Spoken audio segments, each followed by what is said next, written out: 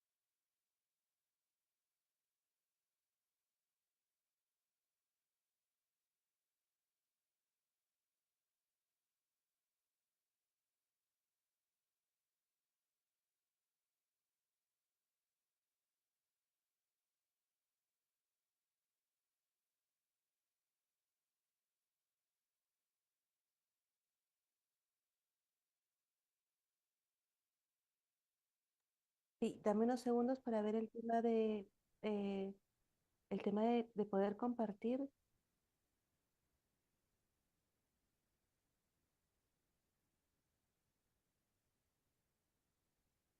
Fenomenal. Entonces, vamos a ver si se puede ver. Fenomenal.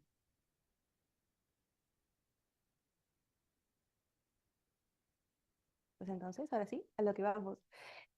Como les comentaba un poco, estoy aquí para poder ayudarlos en todo lo que es brindarles la información del proceso de admisión de la Universidad de Navarra, los programas que nosotros tenemos y lógicamente también acompañarlos en toda esta gran toma de decisión que es para los chicos. Eso es para mí, yo creo, sobre todo fundamental. El saber por qué uno elige una universidad, cuáles son los principios de la universidad, qué es lo que uno busca o puede encontrar. Eso es algo que definitivamente requiere tiempo, requiere también asesoría personalizada y lógicamente cada universidad tiene diferentes procesos de admisiones, con lo cual siempre es bueno contar con el apoyo, con la ayuda de eh, empresas como SCORE, por ejemplo, que les brinda justamente todo este acompañamiento que es tan importante y decisivo, ¿no? Nosotros somos una, yo creo, como ya por ahí nos han introducido un poco, somos una buena opción, pero hay que conocernos y para eso estamos aquí, ¿ok? Pues la Universidad de Navarra, nosotros, como hemos nacido, pues nacimos en 1952, somos una universidad principalmente de orientación, de inspiración cristiana, y fue fundada por San José María Escrivá Balaguer, que también es uno de los fundadores del Opus Dei. Cuando decimos que somos una universidad de inspiración cristiana, para nosotros lo importante aquí son 5 pilares fundamentales. El primero es la verdad, y la verdad la aplicamos en todo, desde el proceso de admisión, desde el conocernos, eh, como también en la investigación científica, ¿no? Luego tenemos un proceso, una inspiración muy grande, que es también el dar lo mejor de nosotros. Y eso se aplica también en todo, tanto en la parte académica como en la parte personal, como en los diferentes talleres y programas académicos que tenemos, como en programas sociales, que ya hablaremos de eso, también como Tantaca, que es un banco de tiempo, donde los chicos hacen también proyección social. Entonces, hay muchas de estas inspiraciones cristianas que son principios y valores fundamentales para nosotros, y que se traduce en esta oferta académica tan interesante que tenemos. Entonces, como misión, nosotros que tenemos buscar transmitir la verdad, contribuir a una formación académica sólida en principios, en valores, culturalmente hablando también muy rica, y yo creo que uno de nuestros valores fundamentales es justamente el hacerlo muy personal, ¿no? Y esto lo vamos a ir viendo quizás más adelante también, se ven en los ratios, en los rankings, que a mí particularmente no me gusta mucho, pero a muchos padres de familia sí, por eso es que lo trataré de mencionar brevemente, ¿no? Luego, promover una investigación física y científica en el quehacer día a día de los estudiantes, que eso también es muy importante. Ofrecer oportunidades de desarrollo no solamente a nuestros alumnos, sino también a los profesores y a los empleados. Y, lógicamente, estas actividades académicas y extracurriculares tienen que llevarnos a algo, a un fin. Y ese fin es justamente la promoción social y la finalidad de servicio. Entonces, eh, creemos dentro del fondo que un buen profesional, pues, es un buen ser humano, es transparente, hay muchos valores, pero tiene una finalidad, un servicio que brindar hacia la sociedad, hacia la comunidad educativa, científica, hacia su carrera, hacia la sociedad. Entonces, basándonos en estos principios es que presentamos esta oferta académica. La universidad, de manera adicional a los programas de estudios, de formación académica, sean los pregrados, que se llaman acá en Perú, los grados que llamamos allá, los másteres y los doctorados, también contamos con centros vinculados. En esos tenemos a la Clínica de la Universidad de Navarra, tenemos un centro de investigación de médica aplicada que se llama CIMA, y también tenemos nuestro Business School, que es el IS. Tenemos diferentes campus, nacionales e internacionales. Todos los campus internacionales son básicamente para estudios de posgrado. Estamos ubicados físicamente en Brasil, Estados Unidos, Alemania, y dentro de el campus que tenemos, los campus que tenemos en España, contamos con 4. Madrid y Barcelona son principalmente campus netamente de posgrado, mientras que Pamplona y San Sebastián son donde se imparte nuestra oferta de grado. San Sebastián netamente se encuentra solo la Facultad de Ingeniería, y en Pamplona las demás facultades. Pamplona, ¿dónde queda? Pues queda en Navarra. Navarra es una comunidad que se encuentra, como han podido ver un poquito en el mapa, en el norte de España, a 40 minutos de San Sebastián, 45 minutos de los Pirineos y 1 hora de Francia. Entonces, es una ciudad tranquila, simpática, muy acogedora, y lo que nos comentan mucho los padres de familia, que es principalmente la importancia que tiene Pamplona, es que es una ciudad muy universitaria. Entonces, ¿eso qué significa? que es muy segura para los chicos, ¿no? Eso es un poco de la ciudad de Pamplona que tenemos por aquí, algunos datos. Y en esta parte nosotros ya podemos ver a la universidad. Entonces, la universidad tiene 113 hectáreas y es una universidad de estilo muy anglosajón. Eso quiere decir que no tiene muros, está integrada y separada solamente por avenidas y pasos peatonales con la ciudad.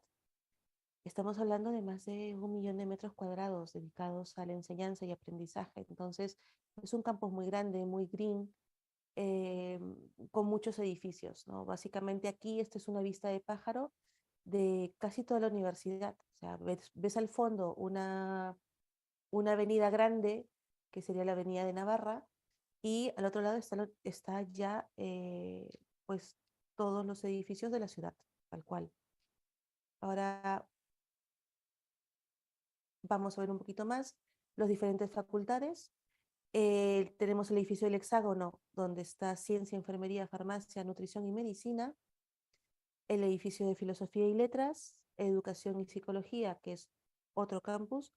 eh, FECOM, el edificio de Comunicación. Y luego tenemos lo que nosotros llamamos el edificio de Amigos, donde se encuentra la Facultad de Económicas Empresariales, ISA, y al fondo, aunque no lo vemos, arriba de donde dice Educación y Psicología, se encuentra todo lo que es tanto el CIMA, que es el centro de investigación donde los alumnos de medicina y de la Facultad de Ciencias pasan muchas horas ahí trabajando proyectos, y también un poco más atrás es todo el complejo hospitalario de la clínica de la Universidad de Navarra. Ah, y también estaba olvidando también, tenemos la Facultad de Arquitectura. Por ahí también van a ver eh, parte del polideportivo y otros ambientes como restaurantes, oratorios de la universidad y la Facultad de Teología. Voy a tratar de que me avisan si se puede escuchar el vídeo.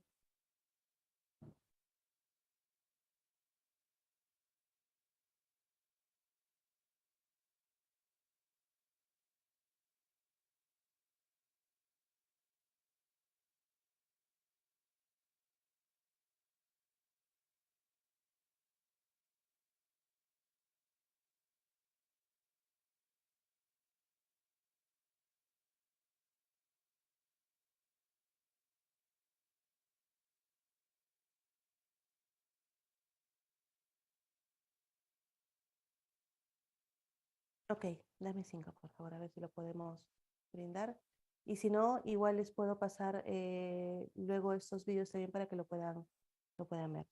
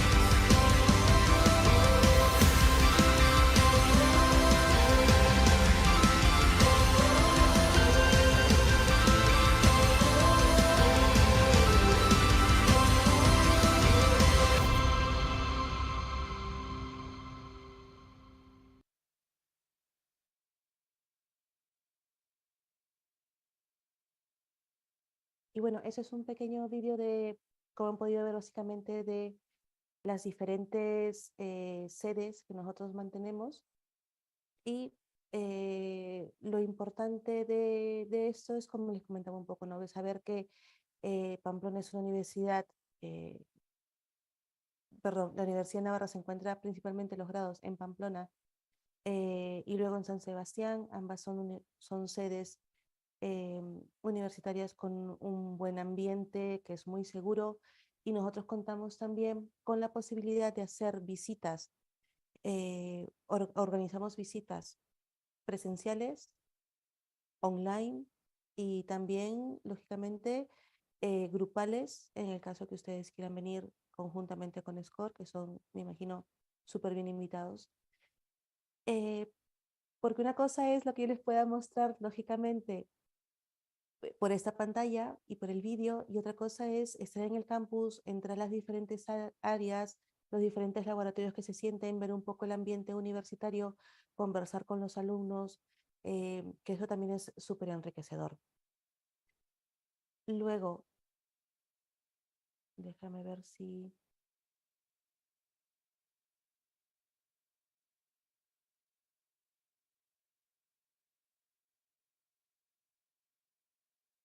puedo nuevamente volver aquí.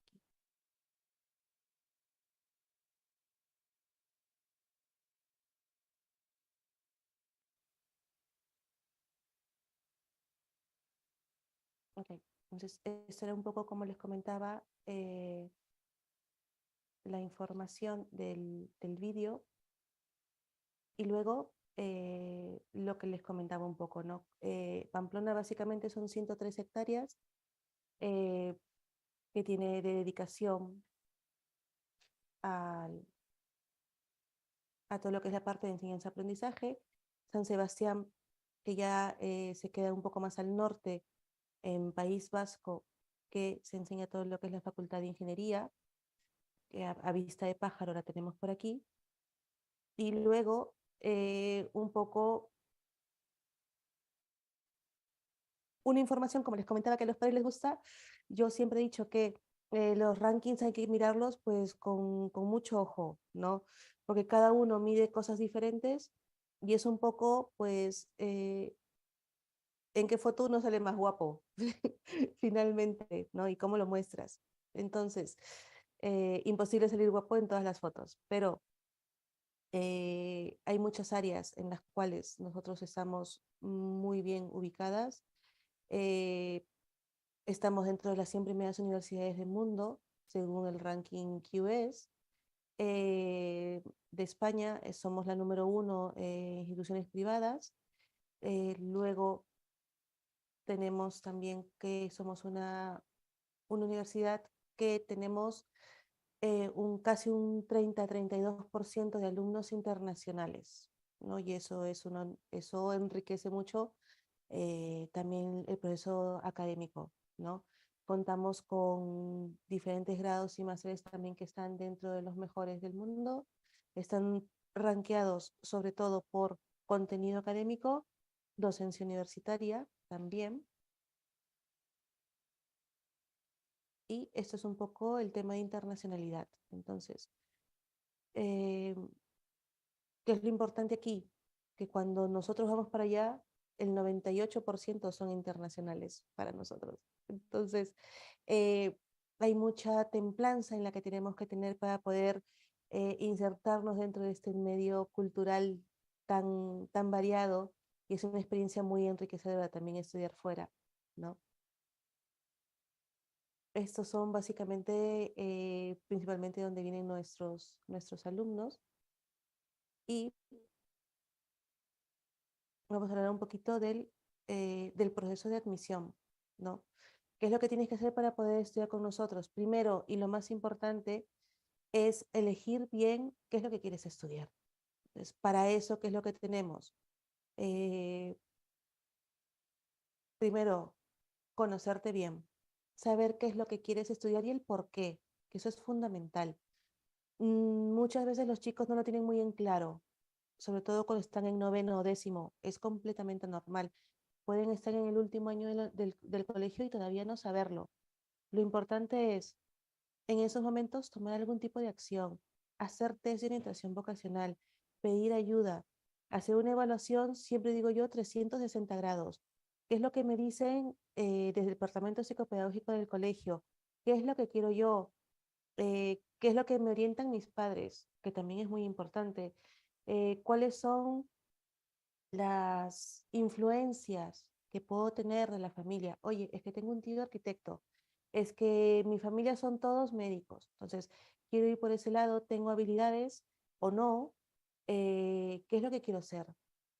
Y algo que siempre nosotros preguntamos es, ¿cómo te ves tú de aquí a 10 o 15 años? ¿Haciendo qué? ¿Trabajando qué? ¿Compaginando tu vida de trabajo con qué?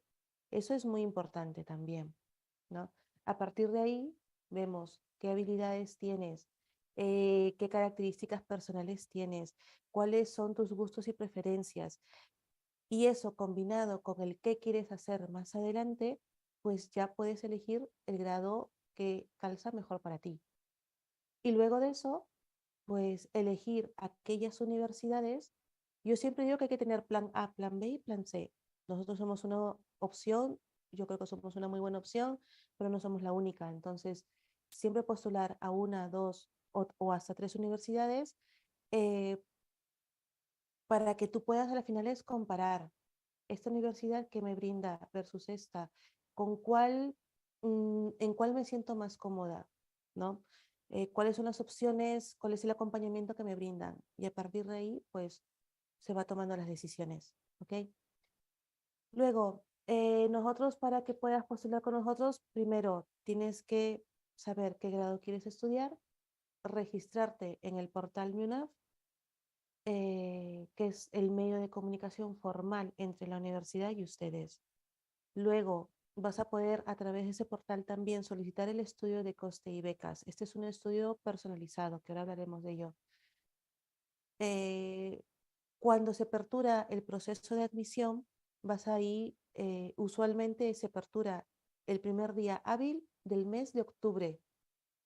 Entonces, tú vas a poder postular a la universidad a partir del primer día hábil del mes de octubre que culmines el colegio, principalmente.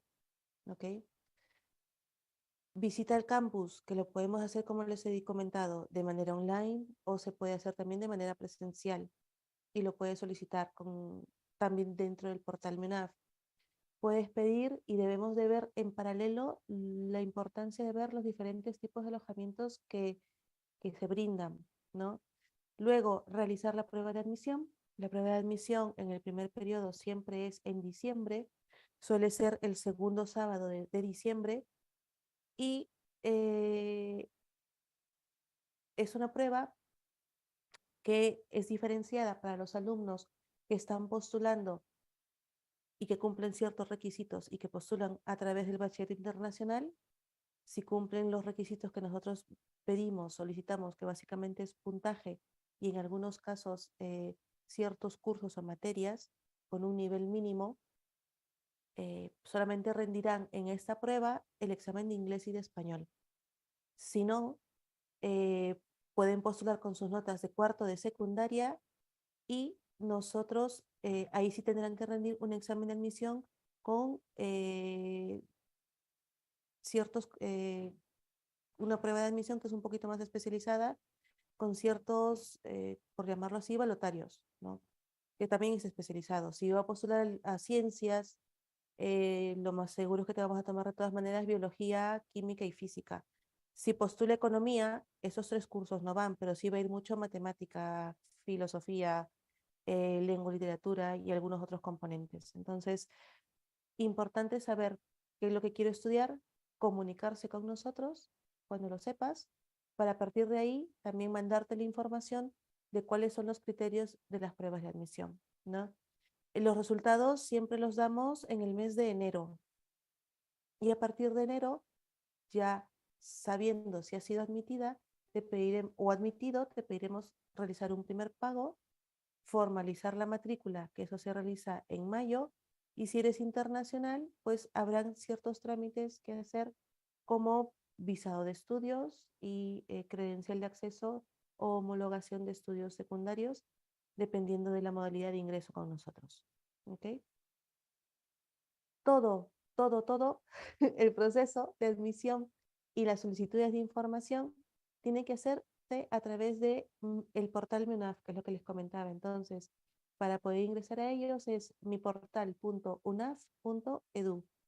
Esto es súper importante porque a través de ahí ustedes van a poder registrarse con su correo personal o del colegio, si quisieran.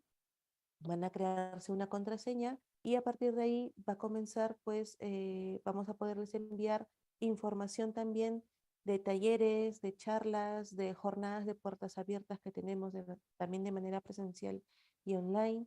Van a poder gestionar, si así lo desearan también, pues un estudio de coste y becas, eh, un test de orientación vocacional, o sea, todas las gestiones se realizan a través de este portal.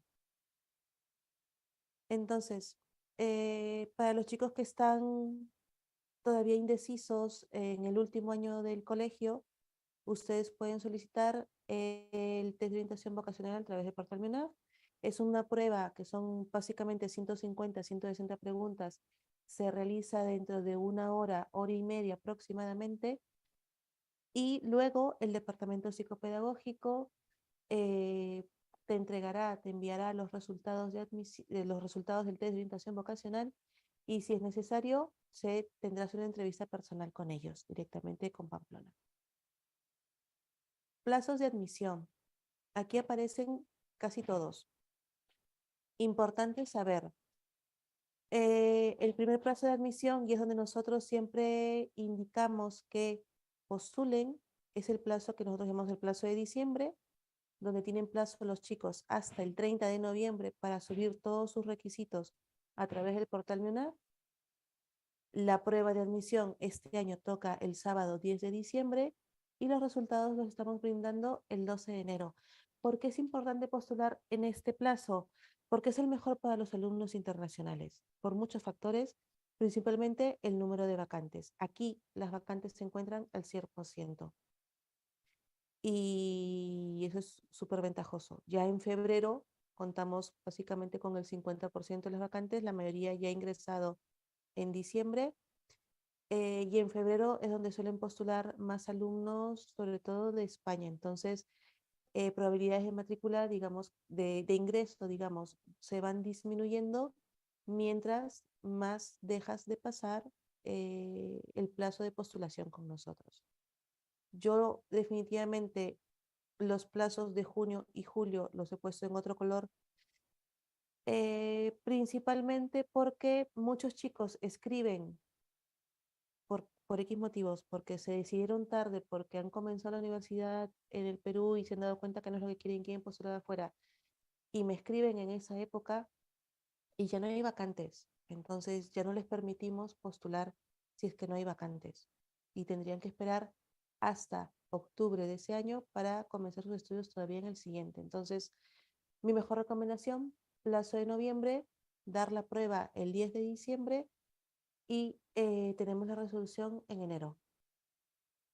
Para eso, súper fácil, se registran. ¿Dónde? Ya lo deben de saber, en el portal MUNAF.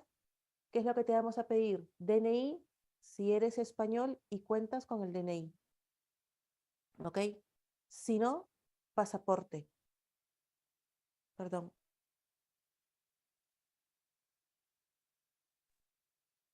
Entonces, muchos me preguntan, ¿qué tipo de pasaporte puedo presentar? El que tengas vigente, ya sea peruano, de la Comunidad Europea, americano, el que quieras. No hacemos distinción por nacionalidad al momento de postular. ¿Ok? Te vamos a pedir las calificaciones de primero de bachillerato, que sería el equivalente de cuarto de secundaria, o los predicted grades del IB. Luego, una fotografía carnet y el pago de 100 euros. Revisamos la documentación y te convocaremos a la prueba de admisión. Luego tendrán una entrevista conmigo y en enero tendremos el resultado de admisión. Si es positiva, podrás matricularte y comenzar a estudiar con nosotros en septiembre. Eso es importante, saber cómo nosotros seleccionamos a los alumnos. Entonces, para todos los grados, menos en medicina, enfermería e ingeniería, el examen de admisión tiene un peso del 40% y el 60% las notas del penúltimo año del colegio o los predicted grades del bachillerato. Entonces, súper importante, las familias que están en noveno, décimo, saber que para nosotros nos importan mucho las notas de décimo, ¿sí?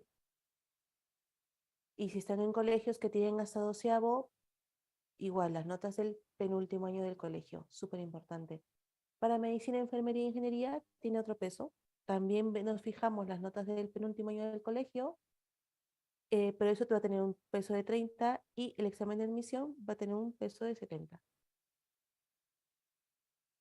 Luego, las becas y financiación que nosotros tenemos, el portal MIUNA cuenta con una calculadora donde se brindan los datos de los ingresos familiares, cuántos miembros de la familia hay, cuántos hermanos son menores de 25 años, y se hace como una especie de estudio previsional, ¿no? Donde te puede decir tu precio personalizado, ¿sí?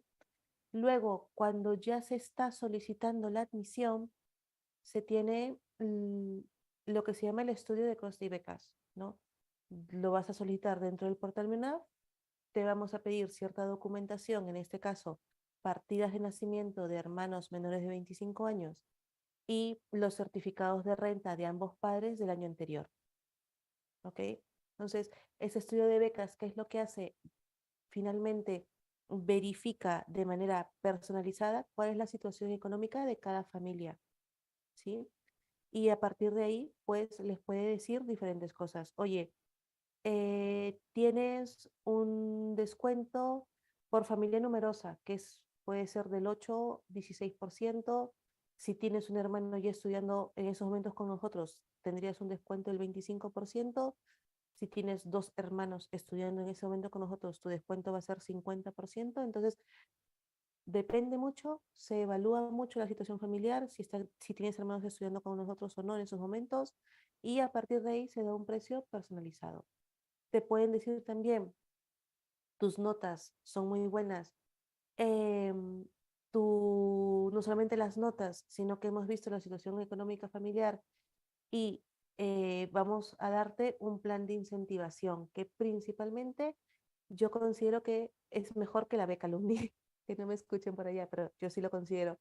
¿Por qué? Porque el plan de incentivación suele ser un descuento 10%, 20%, 30%. He visto en algún caso plan de incentivación del 50% y es un precio que se mantiene para todos los años de la carrera. Y eso es súper importante. Mientras que la beca alumni, esto es lo que les comentaba, mira, el descuento de familia numerosa, el plan de incentivación que también es por el grado que se está brindando. Hay un descuento de matrícula de honor que es como un beneficio si el alumno ha sido primer puesto, segundo puesto del colegio hasta el tercer puesto de la promoción. Para ese año que está ingresando con nosotros va a tener un descuento del 8 o del 10%. Ahí se lo indicarán también en el estudio de coste y beca. ¿Ok? Y lo que les comentaba, el programa de becas alumni, que es un programa donde se mide básicamente rendimiento académico y necesidad económica, eh, sí es una beca que tiene que ser renovada todos los años. Entonces, eh, eso es lo que a mí, digamos que no me gusta mucho porque sabemos que los estudios universitarios, sean aquí o allá o donde fuese, siempre demanda pues una exigencia mayor. Los chicos que son muy buenos alumnos, medianos alumnos, que tienen excelentes notas o no, siempre sufren un cambio de metodología de enseñanza, están en otro país, eh, viviendo a 10.000 kilómetros de distancia, con gente nueva, características académicas diferentes, que les demanda muchísimo más tiempo, concentración. Entonces, hay muchísimos que logran renovar la beca y hay un pequeño porcentaje que no. Entonces, ante eso yo siempre preferiría pues un plan de incentivación, pero nada, se va a ir dando en la medida de que se vaya solicitando y se va viendo, como también les comento, pues caso por caso, ¿no? Y luego hay unas becas que le otorgan ciertas facultades. Por ejemplo, la Escuela de Ingeniería otorga 3 becas a la movilidad académica. ¿Esto qué significa? Que aquellos alumnos que solicitan el estudio de costo y becas van a también poder postular a la beca de la Facultad de Ingeniería, ¿no? Que les puede cubrir 5.000, 8.000 euros para que puedan instalarse y cubrir temas de alojamiento, pasajes, manutención durante el primer año de estudios. Entonces, es también un muy buen incentivo, ¿no? Lo mismo con la Facultad de Ciencias. Y siempre contamos con el tema de financiación. Los alumnos internacionales cuentan con el pago, pueden hacer el pago anual de los estudios o de lo contrario, se puede fraccionar en 4 cuotas sin intereses.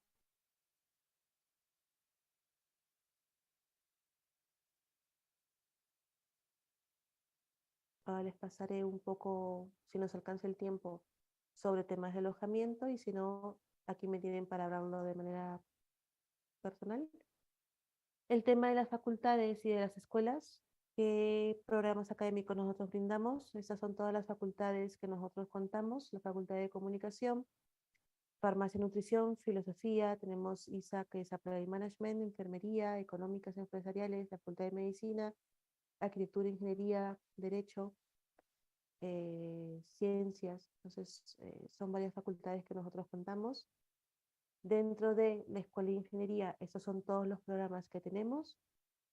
Lo importante de la Escuela de Ingeniería saber es que muchas veces los chicos tienen grandes, por llamarlo de alguna manera, van muy orientados hacia, por ejemplo, yo quiero ingeniería mecánica, ¿no? O yo quiero organización industrial.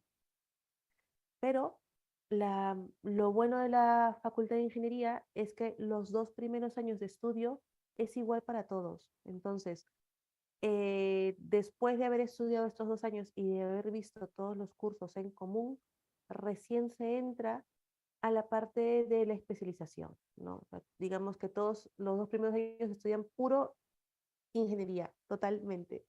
Y luego los otros 2 años están en tú la parte mecánica, tú la parte eléctrica. Ya se dividen por las diferentes ramas que podamos nosotros tener. Y eso es lo que les comentaba que es un poco bueno porque los chicos, en caso de, por ejemplo, ingresar a la ingeniería organizacional y después dicen, no, mira, me interesa más la ingeniería mecánica, pues en el tercer año de estudios ellos reafirman que quieren estudiar o solicitan el cambio hacia otro de los programas que se encuentran en la facultad. Luego tenemos la Escuela de Arquitectura, que tiene 2 grandes programas. Tiene el grado de diseño y el grado de arquitectura. Dentro del grado de diseño cuentas con las siguientes menciones, ¿no? Mención en moda, mención en diseño de producto y todo lo que son diseño de servicios.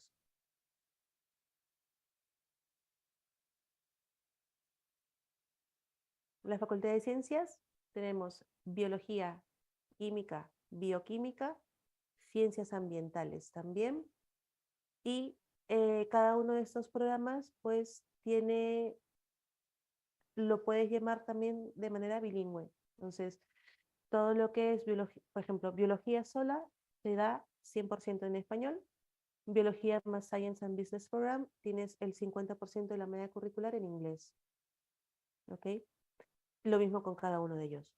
Entonces, eso también es algo súper bueno porque muchos colegios que son bilingües, pues no pierdes justamente los estudios en inglés ni la preparación tan técnica que se necesita eh, estudiando en España sin ningún problema. Y lo mismo pasa con la Facultad de Económicas y Empresariales.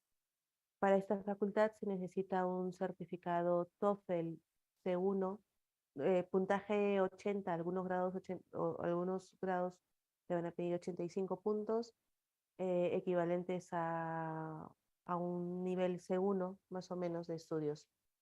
Y luego tienes economía, tienes administración y dirección de empresas y tienes todo lo que es los dobles grados con derecho principalmente, ¿no? Puedes estudiar el doble grado de economía y derecho, administración de empresas y derecho, que eso ya son 6 años de estudio. Todas las carreras universitarias suelen ser 4 años, menos medicina que son 6 y los dobles grados que también son 6 años.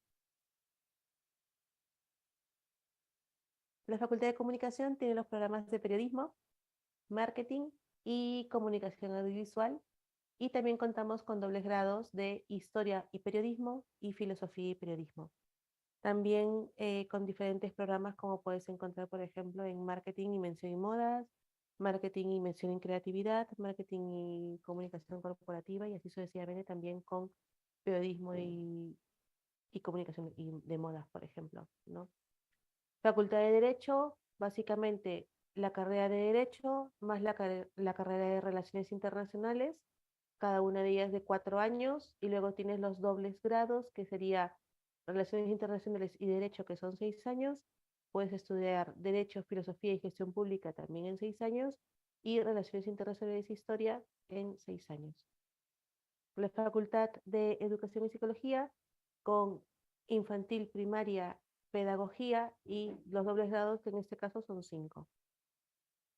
Facultad de Enfermería, Facultad de Farmacia y Nutrición, que últimamente hay bastante demanda en los chicos por, bueno, nutrición siempre ha tenido mucho interés, pero últimamente también por todo lo que es farmacia, que es un grado muy interesante. La Facultad de Filosofía y Letras tenemos Historia con diploma de Arqueología, Lengua y Literatura Española, y el PPE, que es un grado muy anglosajón, donde es Filosofía, Política y Economía, que tiene muchísimas salidas profesionales también. La Facultad de Medicina, principalmente Medicina más el International Program. Si es Medicina solo, ya saben que es 100% en español, más el International Program es un grado bilingüe. Y aquí tenemos este grado que se llama GAM, es Gestión Aplicada, Applied Management, básicamente, que es muy novedoso, tiene bastante fundamento, sobre todo de administración de empresas, pero con muchas especializaciones. Entonces, tiene especialización en gestión y organización de empresas, habla 3 idiomas, tienen cursos de los idiomas ahí, hay mucho entorno global, se hace especialización en hotelería y turismo y también en servicios. Y principalmente estos serían los grados que son bilingües, que también es muy importante saberlo. Y creo que yo no tengo más tiempo para seguir hablando, pero yo, por mí, sigo hablando y pasando vídeos, lo que ustedes me digan. Quisiera dejar unos minutos para preguntas que imagino que puedan tener también. Sí, claro, si tienen preguntas pueden mandarlas al chat, o también levantar la mano y podemos abrir su micrófono.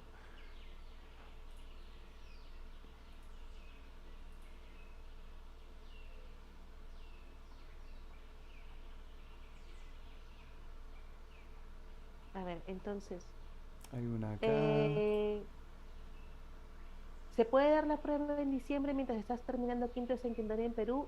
Sí, Luis, efectivamente.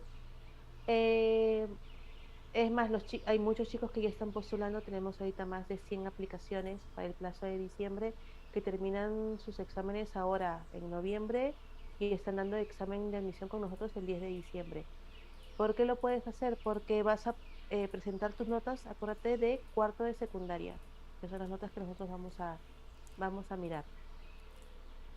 Hola Y Rocío, las ¿cómo clases estás? comienzan, dame 5 segundos, las clases comienzan en septiembre del 2023, postulando ahora en diciembre del 2022. ¿Cómo estás? ¿Qué tal? Buenas. Ahora sí. Una preguntita. Para los estudiantes que están entrando con la idea de convalidar unos cuantos cursos que ya han llevado unos cuantos años en la universidad, ¿cuál es el mínimo de cursos que necesitas para convalidar parcialmente? No hay mínimo de cursos, así que por ¿Créditos? ese lado tampoco, no. Perfecto, O muchísimas sea, gracias. lo que sí hay es un máximo. Claro, me imagino. ¿Y el máximo cuánto es aproximadamente? Nosotros sugerimos al alumno que no tenga más de 2 años de estudios en una universidad. Perfecto. Si tienes más, los invitamos a básicamente a que hagan un máster con nosotros. O sea, No, está somos, súper bien. somos una universidad que nos gusta mucho formar al alumno y eso implica no solamente en la parte de conocimientos técnicos, sino en la parte de formación personal, eh, y todas las oportunidades que se brinda. Entonces, ya cuando tienes más de 2 años, 2 años y medio estudiando en otra universidad, nada, eso es nuestra mejor recomendación. ¿Quieres ser alumno nuestro? Lo vas a conseguir, estudia un máster y muchos de los chicos no solamente hacen el máster, sino que también se quedan a hacer el doctorado. Claro, increíble. Muchísimas gracias, Rocío. No, de nada.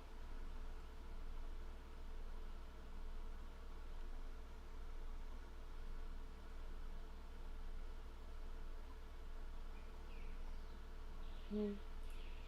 Andrew, creo que fui clarísima. Sí, ¿no? Creo que lo explicaste muy bien, en verdad. Veo que tengan alguna otra pregunta puntual así para cerrar, pero si no ha llegado más a tu chat, yo no tengo nada aquí tampoco. Rosy, hola, una preguntita. Quería decirte más sobre el examen de admisión que dijiste que para los que postulan hasta el 30 de noviembre va a ser el 10 de diciembre, Es ¿cierto? correcto, sí. Y el tema de, o sea, te dan los temarios, ¿cómo es lo de la preparación para que los chicos vayan a estar listos para eso? Déjame ver si te lo puedo poner aquí Por- ahorita Gracias. para compartir. Esta es una información que nosotros siempre la brindamos y por eso también a ver si ahora está aquí, un ratito, que es súper importante.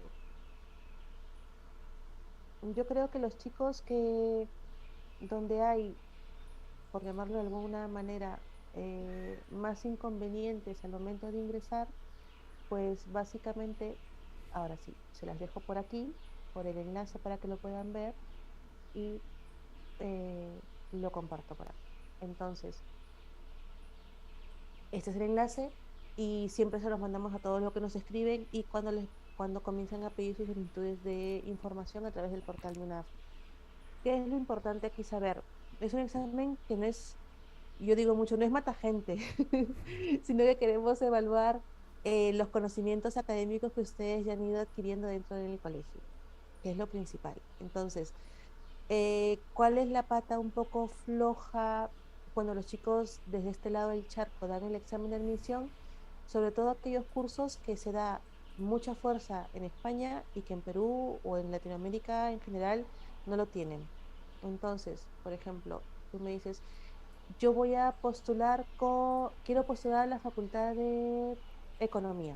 Pues nada, entramos aquí, Facultad de Economía, vas a encontrar la información tanto para los que están estudiando en España en este momento y los que están estudiando fuera de España. Entonces, aquí vas a tener matemáticas, filosofía, lengua y literatura. Entonces, un, el nivel de matemáticas en los colegios de Perú está muy bien, lengua y literatura está muy bien, filosofía ya no. O sea, aquellos currículos, aquellos colegios que no tienen, que tienen el currículum peruano, no les enseñan mucha filosofía. En algunos colegios es que ni siquiera se ve, en otros sí. Entonces hay que ver un poco de eso. ¿Por qué? Porque en España sí es un curso que se estudia 2 años, 3 años en secundaria y es súper importante tener eso en consideración. Entonces, a los colegios que tienen IB tienen algún curso que se llama TOC, que es Teoría del Conocimiento, y que este curso les ayuda un poco a justamente dar la parte de filosofía, ¿no? Pero yo siempre les aconsejo a los chicos que ahí tienen que ver eh, buscar información, sobre todo de los 5 o 6 principales representantes de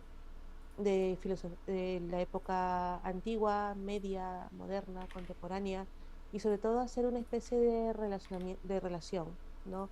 Tú sabes que la filosofía es clave, es fundamental, es humanista, pero el pensamiento filosófico va mucho de la mano con los grandes cambios estructurales, políticos, económicos, sociales en el mundo. Entonces, tener ese concepto de cómo el pensamiento filosófico ha cambiado y ha modificado toda la historia de la humanidad es muy importante entenderlo, ¿no? Y sobre todo para cursos como administración, economía, derecho, relaciones internacionales, historia. Entonces es un curso básico para esos fines. Hay que estudiar entonces, chicos.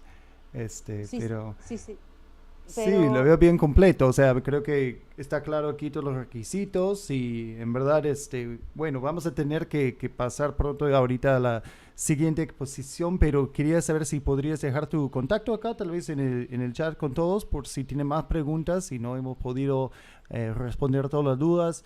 Em, Así tenemos, ¿no?, una forma de contactarte. sí, claro. Este es Ah, nuestro correo está muy electrónico, simple, sí, perfecto. sí, es perú@unaf de Universidad de Navarra.es. Listo. Entonces sí, en verdad todos están bienvenidos a comunicarse directamente con Rocío o si quieren ayuda con su postulación en Navarra, también conversen con nosotros. Si ya está con su counselor, háblale si tiene alguna pregunta o duda específica sobre la universidad o cómo es el proceso. Y si no están trabajando con nosotros todavía, igual puede consultarnos si tiene algún interés en la universidad y podemos también ponerlos en contacto con Rocío y otros representantes. En verdad, muchas gracias Rocío por tomar un tiempo para hablar con nosotros. Ha sido un gusto. Nada, el gusto todo mío de estar aquí con ustedes y seguimos en contacto apoyando a los chicos que tomen la mejor decisión para Pe- ellos, que es lo más importante. Yo siempre digo que tomando la decisión correcta de qué estudiar, a partir de ahí se ve todo. Lo importante es que ellos estén bien encaminados, que sepan realmente qué, por qué y para qué quieren estudiar la carrera que quieren hacerlo. Totalmente de acuerdo. Y por eso creo que tenemos tanta buena sinergia con tu universidad, ¿no? Porque compartimos la misma visión para los estudiantes. Claro que sí. Pues nada, muchas gracias y aquí estamos para ayudarlos. Muchísimas gracias, Rocío. Nada, hasta luego. Listo. Gracias por todo. A ustedes.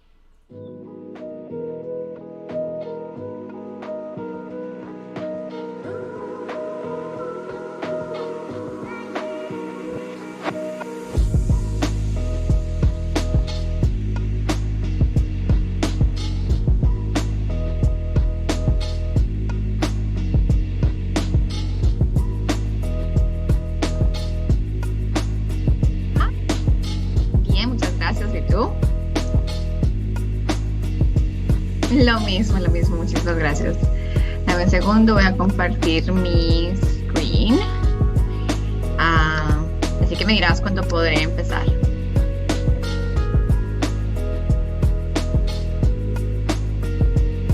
Perfecto, no hay ningún problema.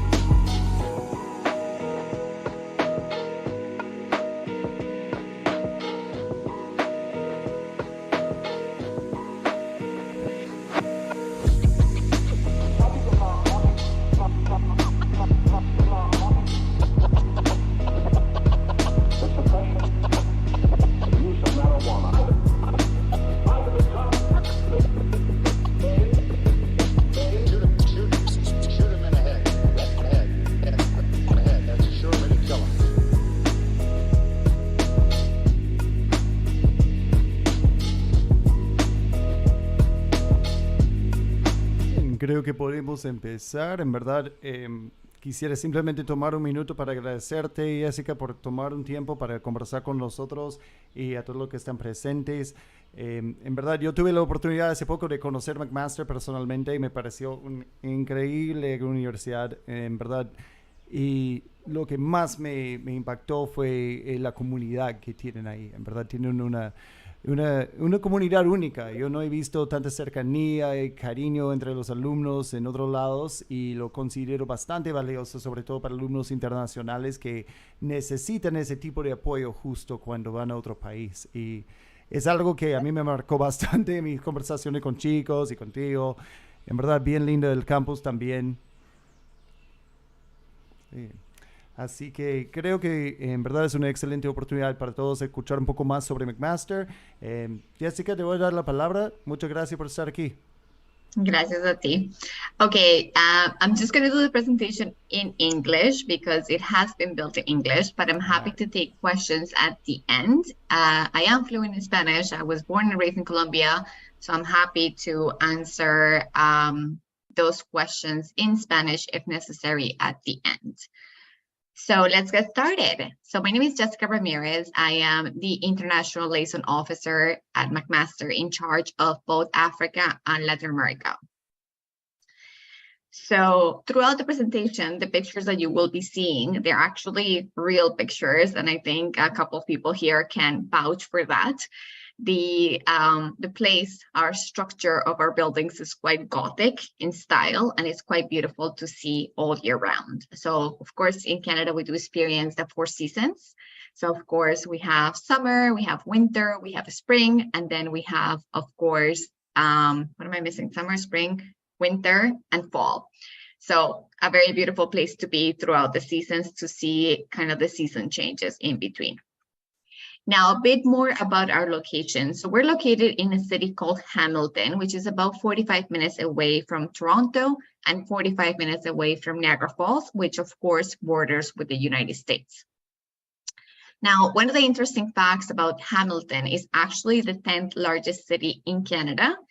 It definitely does not have that feel, I will have to say. So although it's considered a big city, it feels like a smaller, more community-based town, which is a nice feeling in my opinion. And as we can see here, there is a picture of waterfalls. And the reason for that is Hamilton is very known for having over 100 waterfalls that people explore all year round. So if you're someone that enjoys nature and enjoys hiking, that's something that might attract you to the city of Hamilton, where the university is located. A bit more about McMaster is the fact that we were founded back in 1887. We are considered to be a mid-sized university, although those numbers may look huge.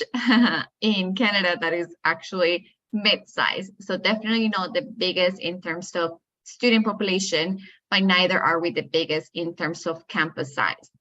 Overall, we have about 36,000 students, out of which approximately 31,000 are undergraduates and approximately 5,000 are graduate students. So out of our 31,000 undergrads, we have 4,500 international students, which come from about 120 countries around the world. And my team and my job really is to ensure that we have a great level of diversity. Many of you would know that Canada as a whole is a very diverse country, and that's something that we're very proud to see and to really explore at McMaster is diversification. So we have students from all walks of life, all parts of the world, you know, definitely places in Latin America, including Panama, including Colombia, Peru, Ecuador, you name them, we have at least one.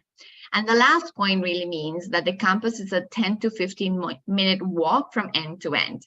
And this is because a lot of our areas are pedestrian only, meaning that certain areas you're only allowed to walk, so there is no access to cars. Now, when it comes to rankings, we are among the top 80 universities around the world, and this is something that you're more than welcome to check. Google is free for all. And so, yes, we're definitely very proud of our rankings. We are top 5 in Canada. And again, something to be very proud of at McMaster. Now let's talk a little bit more about our programs. And anytime you see level 1, that simply means year 1. So as simple as that. In total, we have 25 level 1 programs, and we have it in a different range of faculties and different range of interests. So we have definitely arts and science, we have faculty of humanities, we have faculty of social sciences, faculty of business, faculty of health science, faculty of engineering, faculty of science, among others. So what's interesting about our 25 level programs is there's something called by selection and non-by selection programs. This may sound a little bit confusing, but I'll try to make it as simple to understand as possible. And this is just the way that I think and the way that I'm able to rationalize it even for myself.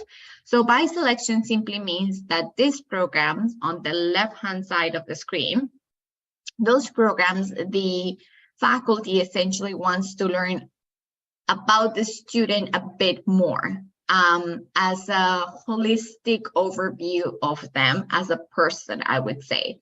The reason why is because these faculties tend to be a little bit more competitive, or they have limited spaces. So they don't only want to focus on the academic background, they also want to see, are you going to be a good fit for us? Are you going to, really fit into the program and into the faculty? So what they're going to do is they're going to ask you to do a supplementary application. Essentially, what that means is you're going to submit some sort of portfolio if you're into the arts programs, or some sort of interview that is going to be pre-recorded. So you're not actually going to have to talk to someone one-on-one, but it's just the faculty wanting to get to know you a little bit better as a person and see the soft skills that you bring to the table. Now, on the right-hand side where it says non-by selection, those are the programs that do not require a supplementary application and that are strictly based on academic performance. So whatever the GPA and the required courses are going to be, that is essentially going to determine your admissibility into the program.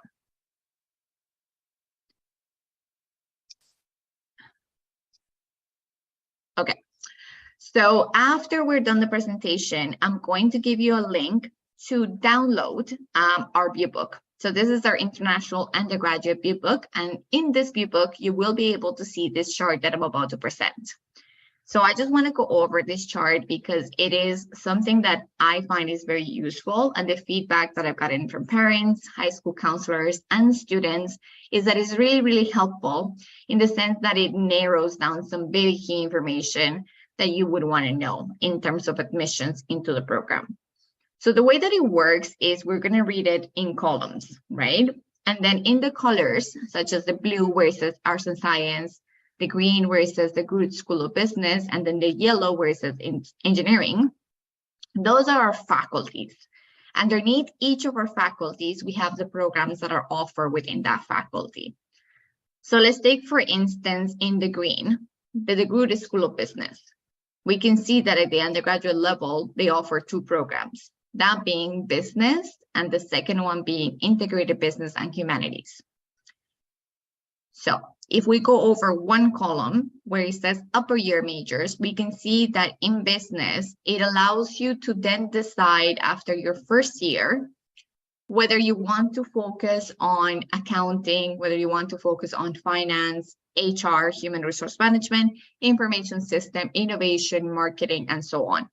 I was listening briefly into the previous Universidad de Navarra, and it seems like they have a very similar format in the sense that for their engineering program, they do a common year or a common 2 years, is what I understood from them. In this case, we offer a common year, but only one, and that's going to be your first year in business. It's going to be a common year. So what does that mean for you? It means that you will be taking some business courses on the grand scheme of things. So you will be taking some courses in accounting. You will be taking some courses in finance. You will be taking some courses in entrepreneurship. A little bit of everything for a whole year while already being part of the program and part of the faculty for you to better decide, okay, this is for sure what I want to major on. entering second year. And then, of course, later on, your second year, third year, fourth year are going to be much more narrowed and much more focused in that area of expertise that you want to focus on. Now, the next two columns called required courses and anticipated admissions range are going to be very key for us, especially, students that are in grade 11 or even grade 12, students that, may be taking a gap year at the moment and are hoping to apply soon or in the upcoming years. That is really where you want to focus your attention to. Of course, once you have a very good idea as to what program you're hoping to enter. So required courses essentially means what are those courses that the faculty or the program in this case requires in order for you to successfully apply into the program. In this case, business, we do require English and math. Now, be careful because math in this case must include calculus and pre-calculus. For Latin American students, that's usually not an issue at all because most of us do a very strong math in LATAM. So usually it's not a problem. It tends to be a little bit of a problem when we get into different curriculums. So essentially, these courses must be taken at the high school level in your last year of high school, is what admissions is mainly looking at. Of course, they will ask for your previous grades, grade 9, grade 10, grade 11, and so on. But the main focus is really going to be on the last year of high school. I hope that makes sense.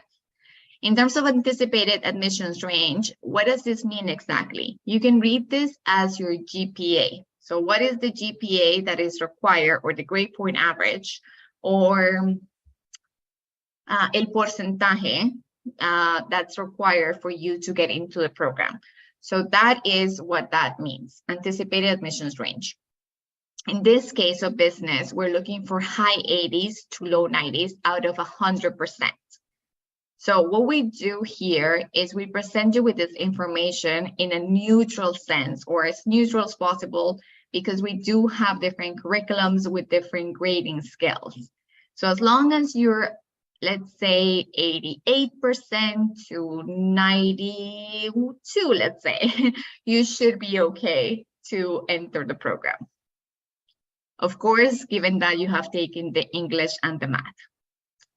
Now, target enrollment, this simply means the number of seats available for that specific program for that incoming cohort. So in this case, the School of Business, for their business program, this academic year has 800 seats available for those incoming students. Now, a question that I get asked quite often is, do they give preference to Canadian local students, versus an international student? And the answer is no. There's absolutely zero preference given. So what you want to make sure you do is you want to make sure that you apply early. Every single year, our applications open in mid-September. And I think this will be a common sort of message that when you talk to any university representative, they will keep encouraging the same, is make sure that you apply early. And there's multiple reasons for that, but one of the reasons is, as you can see, some of the programs, they do have limited number of seats. So what does that mean? It means that once the university or the program itself decides that, okay, we are just a little bit over our threshold, or our number of seats have filled up, we're going to stop taking people in because we're not going to be able to find them a placement for this incoming year. And finally, the last column, it reads notes and additional requirements. So this is going to tell you whether the program has some sort of supplementary application and the deadline for it, as well as a website where you can find more information on that.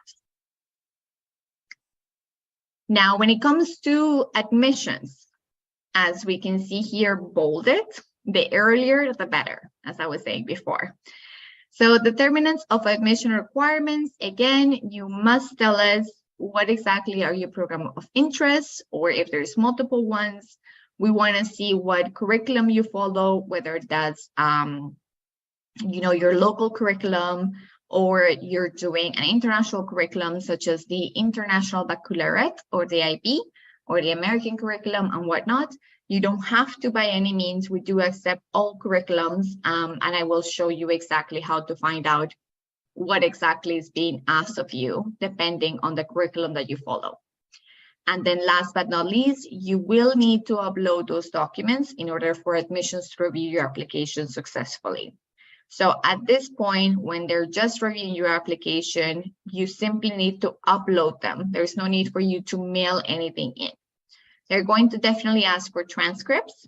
They might be asking for English language proficiency tests. So either a TOEFL, IELTS, Duolingo, and we have a specific scores for each one of them. Supplementary application if it's required by the program, and standardized tests may be something that you might want to consider. For us, we do not require the SAT or the ACT, but if you have gotten a really good score, so for example, 1,200 or over, you're more than welcome to send it in to us, and that will only boost up your application. Now, ways to fund your education. This is also a key thing that I get asked about quite often. So we do have scholarships for our international students.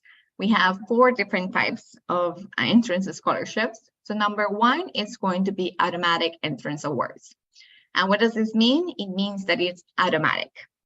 Now, most of them, if not all of them, are just based on academic merit. So how strong you are academically.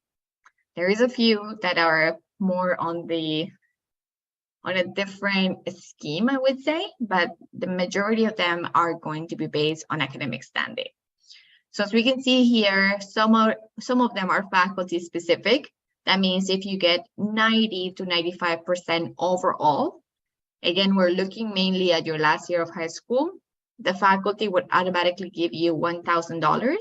For engineering, they're actually going to give you $3,000. There's also the award of excellence. So if you range top 10% of our faculty, or approximately 94 to 99%, the faculty is going to give you $3,000 automatically. And then there are scholarships by application. So as we can see here, these are the big ticket items. So we do give over $300,000 in entrance scholarship for international students entering year 1. We do have 20 scholarships valued at $7,500, which is a one-time award. We do have 5 valued at $10,000, which is essentially divided in $2,500 per academic year, and it is renewable for the 4 years. And we do have 10 at $20,000, essentially giving you 5,000 Canadian dollars per year. And of course, that's going to be multiplied by 4. And then we do have something that is called the McMaster Brighter World Entrance Award for Black students. So this is for students that self-identify as Black students. So for example, in certain parts of Latin America, we do have a lot of African-American descent. So this might be something that you may be thinking about applying to, and you might be able to receive as well. There's 50 of those, and it's valued at $5,000. Now, another way for you to be able to fund your education is at McMaster, we do have co-op and internships available. And this is a great way for you to get some money, as our co-op students make at least 40,000 Canadian dollars a year, which is quite a bit amount of money. And it's a great opportunity, of course, for you to get some Canadian work experience and network. And hopefully, in a lot of cases, this is actually true, get higher upon graduation. So we do have a really interesting rate. So it's over 95% of our co-op students end up being higher upon graduation, which is absolutely amazing. When in terms of when or how long you can do it for 4 months and up to 16 months. So it's completely up to you. And a lot of the times it is built within your curriculum. In some cases, you may be able to extend your study term with us up to 5 years, but that's more for the engineering students. Now, other ways that you can make some money is you are welcome to work on campus. So you can work on campus by doing research. You can work at the library. You can work at the gym, or you can work at a registrar's office. So essentially kind of close to my department, which is the admissions and recruitment department. Or you can work off campus at local shops, restaurants, and business. One of the perks I have to say about studying rather in Canada is the ability for you to work with your study permit. So the government of Canada allows you to work full-time during the summer because that's your time off, that's your vacation time. And then during the academic year, you're able to work 20 hours per week. So you're more than welcome to work while you study, and that is completely legal within your study permit. Now, here are our prices in terms of Canadian dollars and tuition fees. They are in Canadian dollars and they are per academic year. So when it comes to prices, it does differ depending on the program that you're hoping to pursue. And we are looking at the tuition fees mainly. Housing, of course, accounts for residence, but you don't have to stay in residence if you want to live off campus, or if you have family and friends that you want to live with, that's not a problem. And then food refers to the meal plan. Now, a little bit more about residence. We do have residence on our campus. As you can see, based on this picture, our campus is fully contained. And we do have our residence highlighted here. We do have a number of buildings of residence and different styles, some looking much modern than others. It's a great way for you to be close to your classes because you're right there. Your classes are going to be very, very close to you. And of course, meet new people, be able to perform at your best academically as well. One interesting fact about residence is that there is guaranteed space for international students that are coming in as first-year students. So you don't have to worry about where you're going to live as long as you are able to fill out your residence application in time. We're more than happy to secure a space for you in residence. We do have 4 different residence styles. And of course, this vary in prices. Some may be a little bit more economical than others. So it's commonly, completely up to the student and of course their parents, what they choose to go for. So the one that we see here is a traditional style double room. This is the most common type, where essentially you and a friend or someone that may be in the same faculty or may be a good match for you will be sharing a room. There is, of course, the connected chair washrooms. So as we can see here, we have 2 different styles where you're essentially having a room to yourself and then you share the washroom right in the middle. Or the one below where you're able to share a room with another person and essentially 4 people are sharing the same washroom. Then we do have the apartment style where essentially you're going to be living with 3 other people and you're going to be sharing the common facilities. So for example, the kitchen, the washroom, the living room, and whatnot. We also have the suite style, which is very similar, but just different in terms of the layout of the apartment itself. Now, when it comes to off-campus housing, as I mentioned, that's completely a choice for all of you. The rent in Hamilton tends to range between 600 Canadian dollars per month to 1,200. Of course, it really depends on your lifestyle and how luxurious you want to go. So it really depends on the student's lifestyle and what exactly they're looking for. The university does help the students with off-campus housing. If they need some help finding appropriate housing, we're more than happy to help. We have an entire team that is able to sit down with you and help you go over how to find appropriate housing. Something that is important that I should mention is your bus pass. It is included within your tuition, so you can move around Hamilton for free. Well, I shouldn't say for free, but it is included within your tuition fees. So as much as you want to use the bus, you're more than welcome to do so because it's already paid for. Now, when it comes to our campus services, we do offer quite a bit of food ranges. We offer, of course, everything from halal to kosher to vegetarian to vegan options, So there is lots for you to choose from. In terms of meal plan, we do have different sizes. It really just depends on how much the student likes to eat. Most people go for the regular, but if you are someone that enjoys eating lots, maybe you want to go for the varsity. It really depends on your appetite for food. But if you run out, no worries at all. You can always top it up. We do have an amazing gym and amazing sport facilities. So as we can see here, there is a lot for you to do in terms of the sports and being super healthy as you get your education. We do have some support services as well. So we do have different departments. I think the one that I always like to highlight over here is the International Student Services. So once you come to McMaster, we don't just leave you to be and good luck. We ensure that we have an entire department filled with people that are there to help you with anything that you really need. So if it's something like, I'm sick and I don't know where to go or how to use my health insurance, there is someone there to help you. If you want to go abroad, if you want to do an exchange, we do have partnership with universities around the world where you can do that. And I think it's fantastic. I've done that myself, but it is completely up to you. Of course, you're making a big move when you're moving to Canada and entering a new education system. They're also there to plan really fun activities, so social activities for you to meet new friends from all over the world and local students as well. And then off-campus housing and any sort of support, whether that's mentally or faculty specific. So we really have you covered in that sense. Now we're getting close to the end, so bear with me. How to apply is 4 simple steps.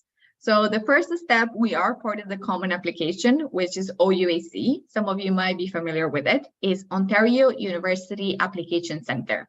So any university that is located within the province of Ontario, you will likely find in there.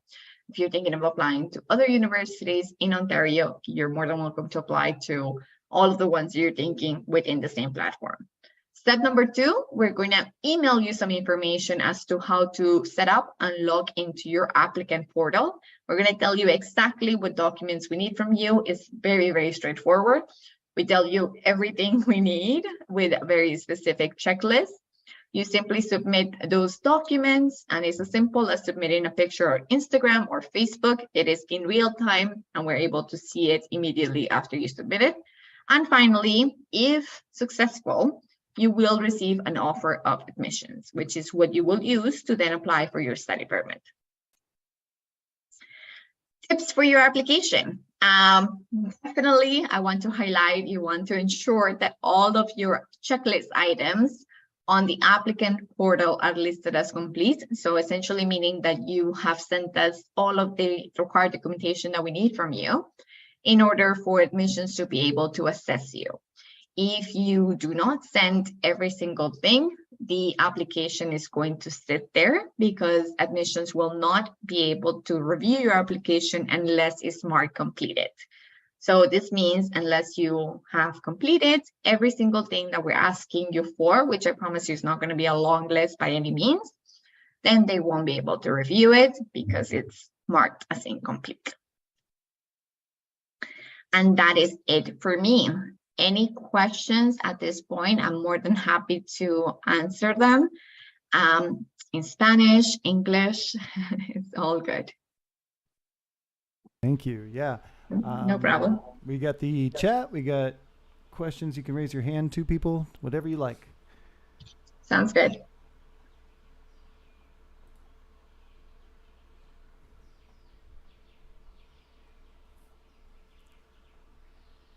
No question. I just want to share something else that may be helpful. Let me see if I can.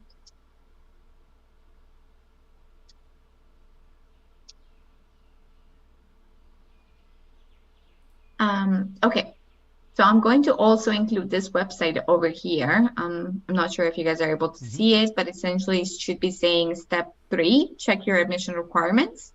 Yep. Yeah, we're able to see it. Okay. And this is a really fun tool because you're able to tell us exactly who you are. So you're attending a school outside of Canada in this case.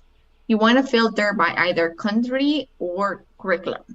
So let's say country, right? And let's say that you are coming from Colombia, just as an example.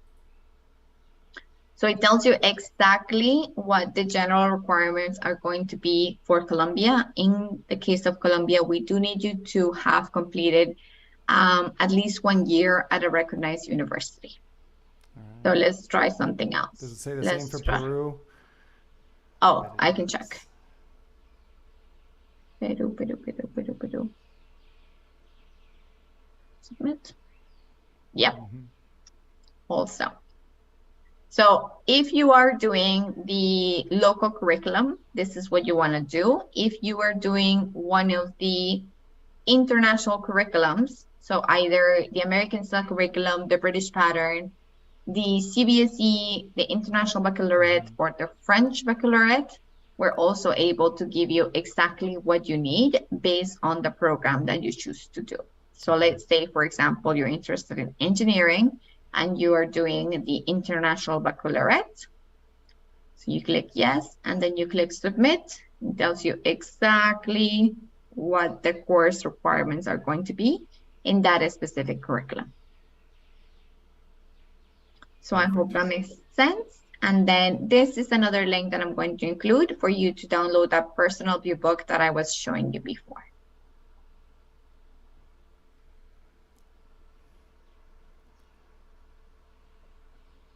I see. I got you. Okay. Gracias. Yo tenía una pregunta acerca específicamente de esto de los bachelors. O sea, por ejemplo, yo estoy buscando, interesada en estudiar después el grad para hacer en psychology, en psicología. Más Sí. o menos dentro de qué bachelor entraría, porque creo que normalmente entra en Bachelor's Science of and Arts, pero estoy un poco confundida respecto a eso. Sí, bueno, en el caso de McMaster hay dos opciones si quieres hacer psicología. Entonces, ofrecemos el bachelor de psicología en dos facultades diferentes. La primera sería Facultad de Ciencias, que ahí puedes aplicar. Obviamente, si no eres una persona que eres muy buena en las ciencias como yo, no sería una buena idea. Y la segunda opción sería Facultad de Social Sciences. Entonces, esta facultad es un poco más mirando a la parte social. Y esta facultad es un poco más fácil de entrar. Vas a encontrar de que el porcentaje va a ser un poco más bajo y solamente te van a pedir inglés como curso de high school requirement. Pero sí tienen como, por lo que entiendo, visiones un poco diferentes de approach psychology. Sí que lo tienen, sí, exactamente. Pero en la universidad hay esas dos opciones. Entonces es o Facultad de Ciencias o Facultad de Social Sciences. Y ya después de que termines, pues obviamente tenemos lo que es el postgraduate, de que ya podrías mirar exactamente qué es lo que te quieres enfocar. Ok, gracias. A ti.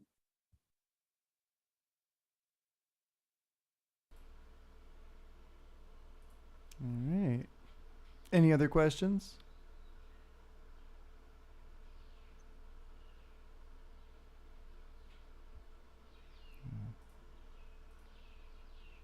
¿Hay becas para transfer students?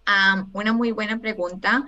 Me imagino que te refieres a que ya has empezado la universidad o algo así en otro país.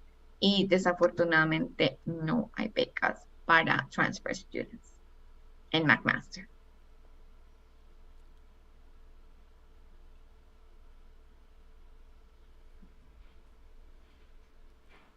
Hay una en el chat también. What kind of clubs and activities do you have?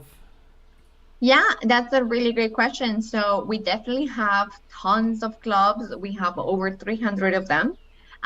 They vary in, a spectrum. We have faculty-specific clubs. We have religious clubs. We have clubs for different types of, I guess, dancing and like reading. It really depends on what you're into. So there's a lot for you to choose from. If you don't find a club that you gravitate towards, you can start your own club and the university will fund you. So all you need to do is invite 5 more people to join you and file a couple of forms, and the university will give you some funding to do that. In terms of activities, it's a very happening campus. So one of our biggest things that happen throughout the year is Welcome Week. So Welcome Week is a whole week where we welcome our new students that are entering first year, second year, third year into the start of the academic year. We really throw them a really great bash so that they have fun, they feel comfortable, they get to know the faculty, the campus, where they're going to be located and whatnot. And there is a ton of things happening. Of course, throughout the year, it doesn't stop there. You're more than welcome to join the gym. You're more than welcome to, gather up your friends and play, let's say, soccer match. There's tons of facilities that are for you to use at your discretion. And it really is up to you what you want to make it. So the university has a lot of support systems, including clubs and activities of the sort. So if you are wanting to join, more than welcome, but it is university, so none of this is forced. Of course, it is completely optional. If you want to join, that's cool. If you prefer not to join, that's also cool with us. Yeah, and I came in during Welcome Week, so I got to see that up close. Now, I didn't see the whole thing, obviously. I know there were a lot of other events, but obviously everybody felt very welcome. You could see that clearly.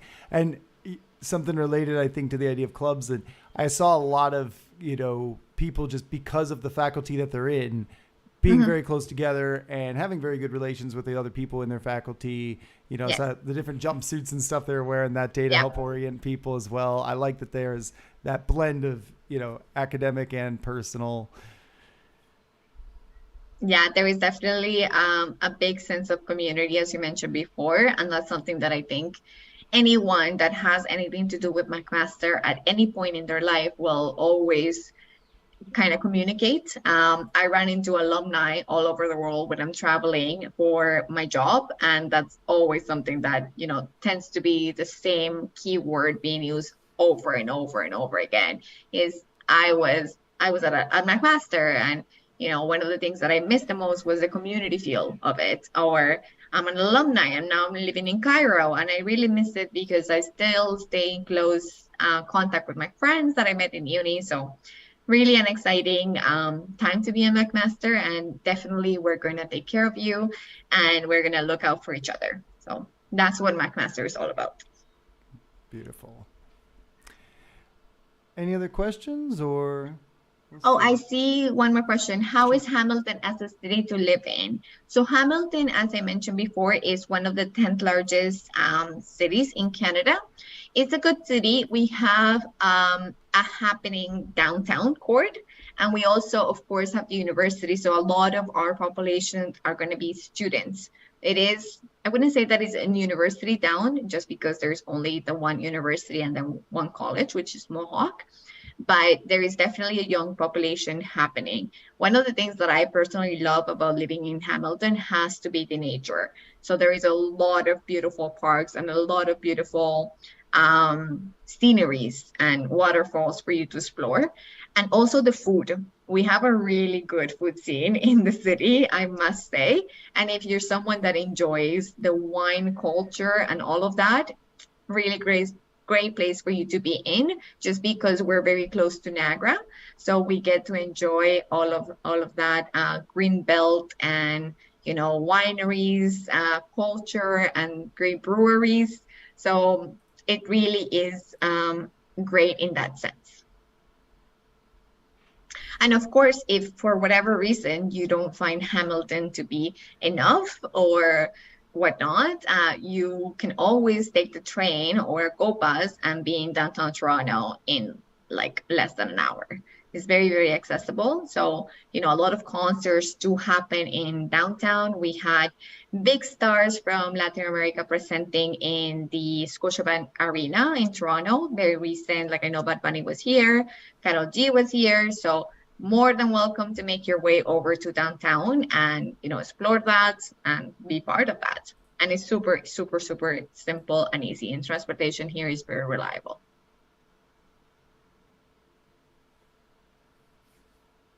Yeah, it's actually really easy to get in and out of there too. That's something I kind of like. Yeah, when you're not right in the city, right? You kind of have access to it, but you don't have to deal with all the crazy traffic and noise and everything. I think that's how I feel. I'm generally that kind of person. Like I live kind of far from the center of Lima, and it's the same kind of feeling. It's like, okay, I can be here, be relaxed. This is where I'm going to spend most of my time, so I'll be comfortable here. And if I want to go have a fun weekend, it's right there. Exactly. So it's not too far. It's definitely accessible. But yeah, Hamilton is definitely not going to be the craziness of downtown Toronto. And, if downtown Toronto is for you, that's totally cool. That's totally your scene. But then maybe you want to consider other institutions that may be better located within that range.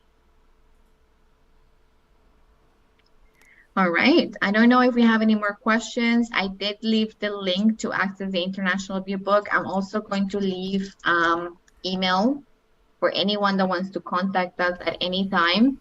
I assure you, we're very good with our response rate, maximum 48 hours. So me and my team are very much on top of it. And yeah, more than happy to answer any questions at all, really. If you want to meet with us one-on-one, if you want to meet with the faculty, if you want us to talk to your parents and have a virtual conversation, we're more than happy to schedule those in as well. All right. And I can confirm the email thing. Jessica is one of the people who gets back to me faster than anybody else. So that's always, when I see that for me, and I'm not like a student, I'm not probably going to give you any money. When I see that for me, I say, oh, that's good sign for my students. They're going to love you. So yeah, really appreciate that. We try. Really. Yeah. So thanks a lot, Jessica. I really appreciate you taking some time to talk to us today. And yeah, so you have your information there. If you need to get in touch, you can reach out at the email there, international@mcmaster.ca, or you can always talk to your counselors or talk to us at SCORE if you need a hand with your application or just want to get in touch with McMaster through us. So thanks again, Jessica.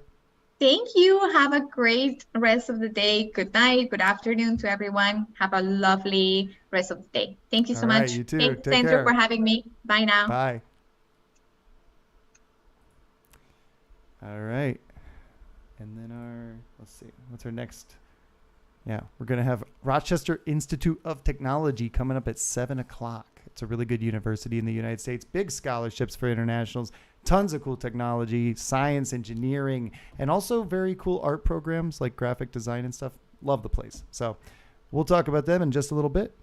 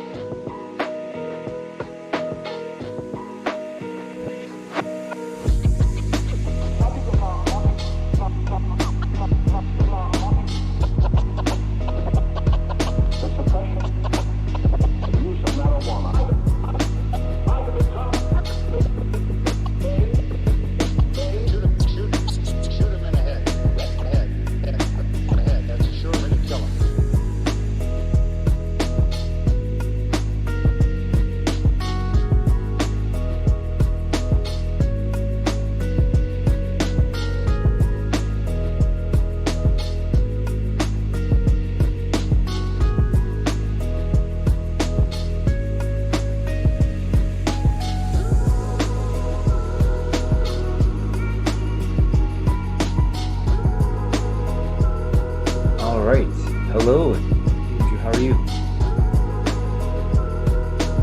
So, all right. So we're up and running, ready to go.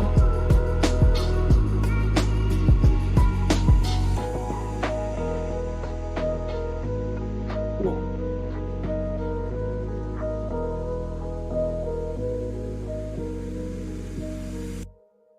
Okay, cool. It's funny. I was just scrambling to make sure that everything was up and running, ready to go, and I wish I just relaxed now. So cool. Fantastic. Okay. Yeah, fantastic. I'll do that. All right, great. All right, everybody. Well, I'll see you in about 8 minutes. Cool.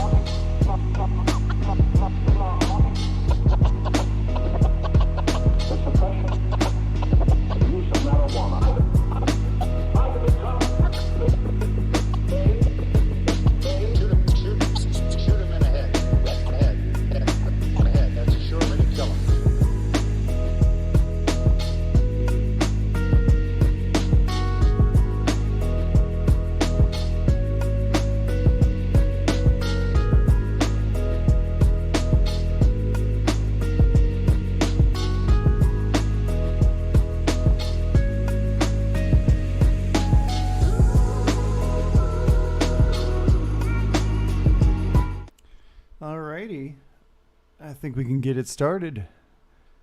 So, looks like we got your screen sharing here. I can see that. Looks good to me. Perfect. There you are.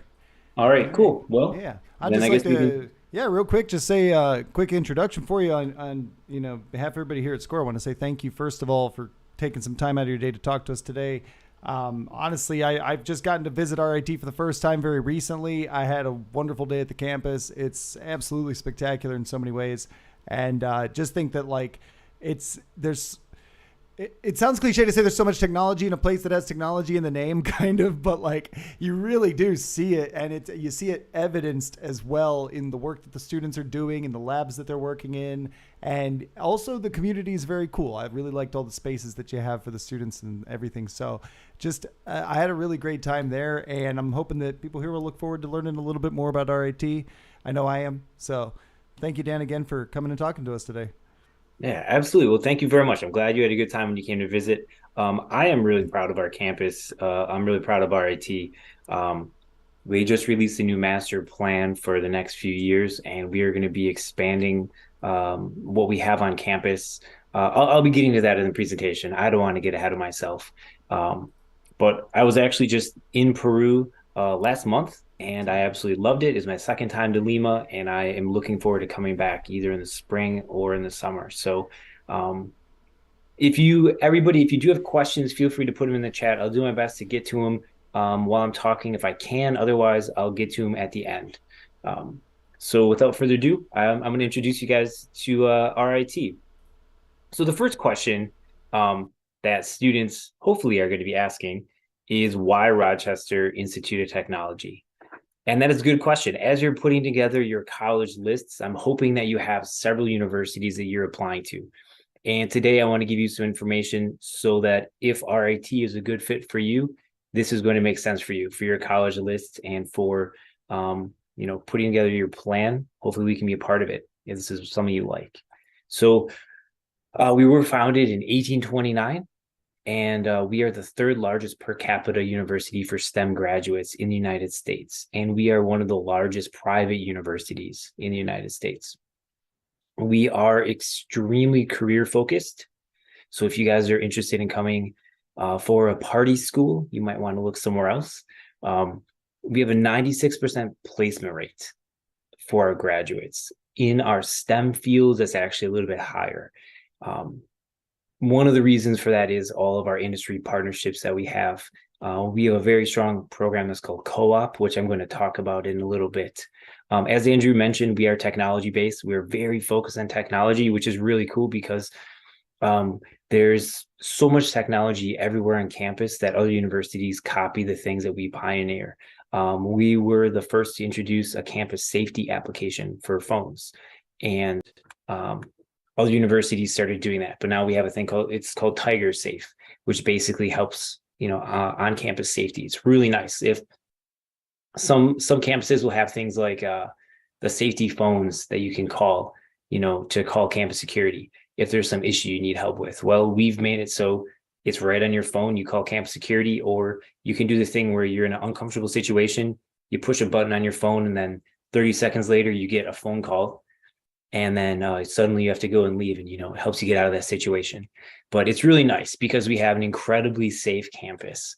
I'll talk more about that in the future as well. And our campus is not huge, and we're not tiny. We're 16,000 students. So maybe you guys are thinking, oh, it's huge. It really feels a lot smaller than that when you're on campus. It feels a lot more familiar. It's pretty nice. So a little bit more about Rochester. If you guys are unfamiliar with the R in RIT, it stands for Rochester. We're in Rochester, New York. We're the third largest city in New York State. Total population is a little bit less than 1 million people, which is pretty nice. It means that traffic is not bad. It takes me 12 minutes to get to the airport.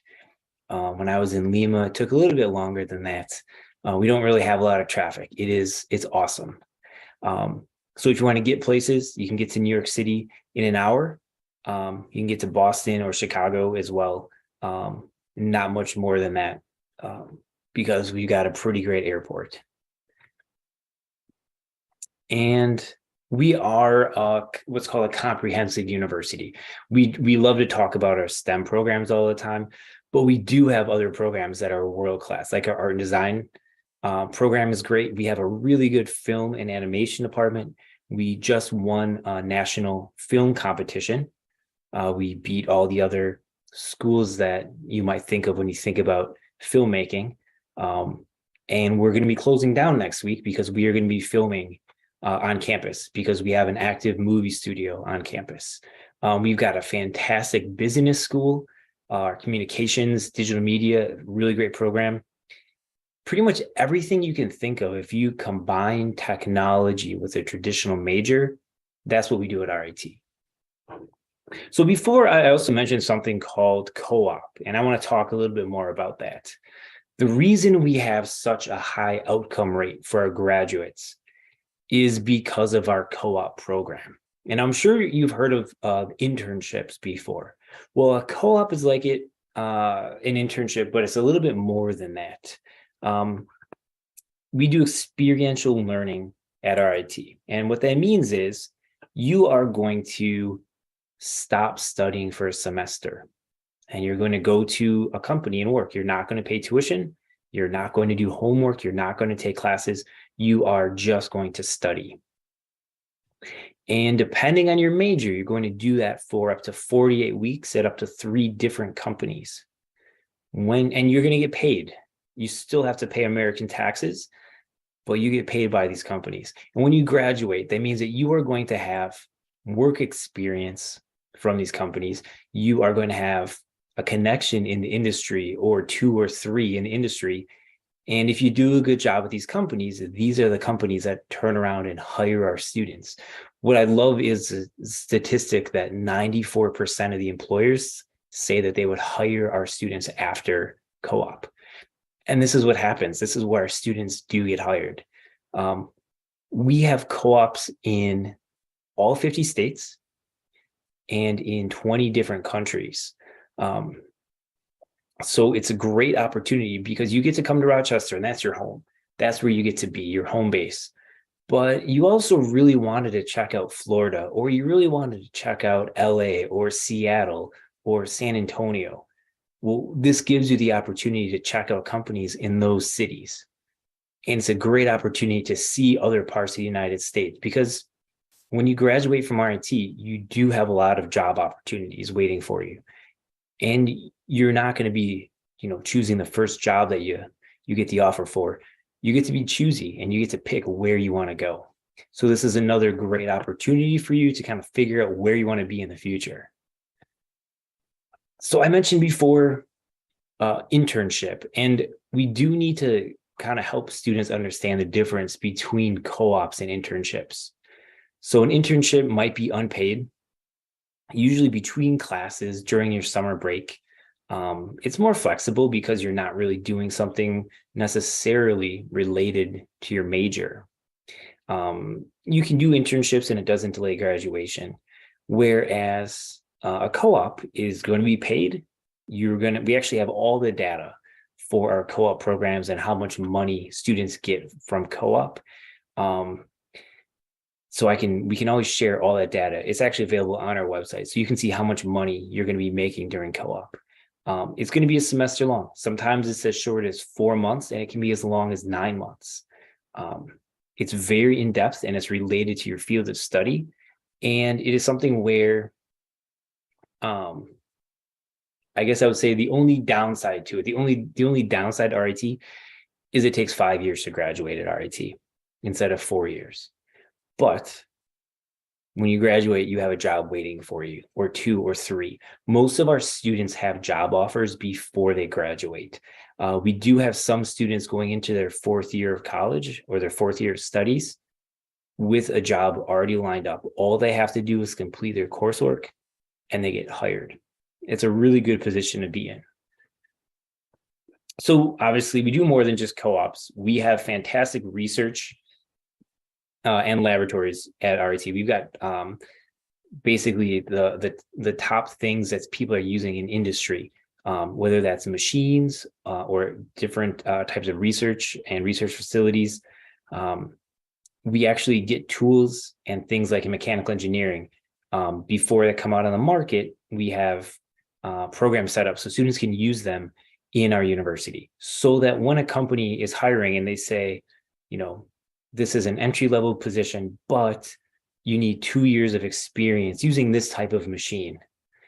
And you're going to say, yeah, I've used that for 2 years already because we have this at the university. So if you're interested in mechanical engineering or industrial engineering, this is a chance where you get to use a 7-axis mill, or you get to, you know, learn how to use a CNC machine, so that you're not just somebody who's, you know, doing things on the computer. You get to get your hands dirty and actually know how things work.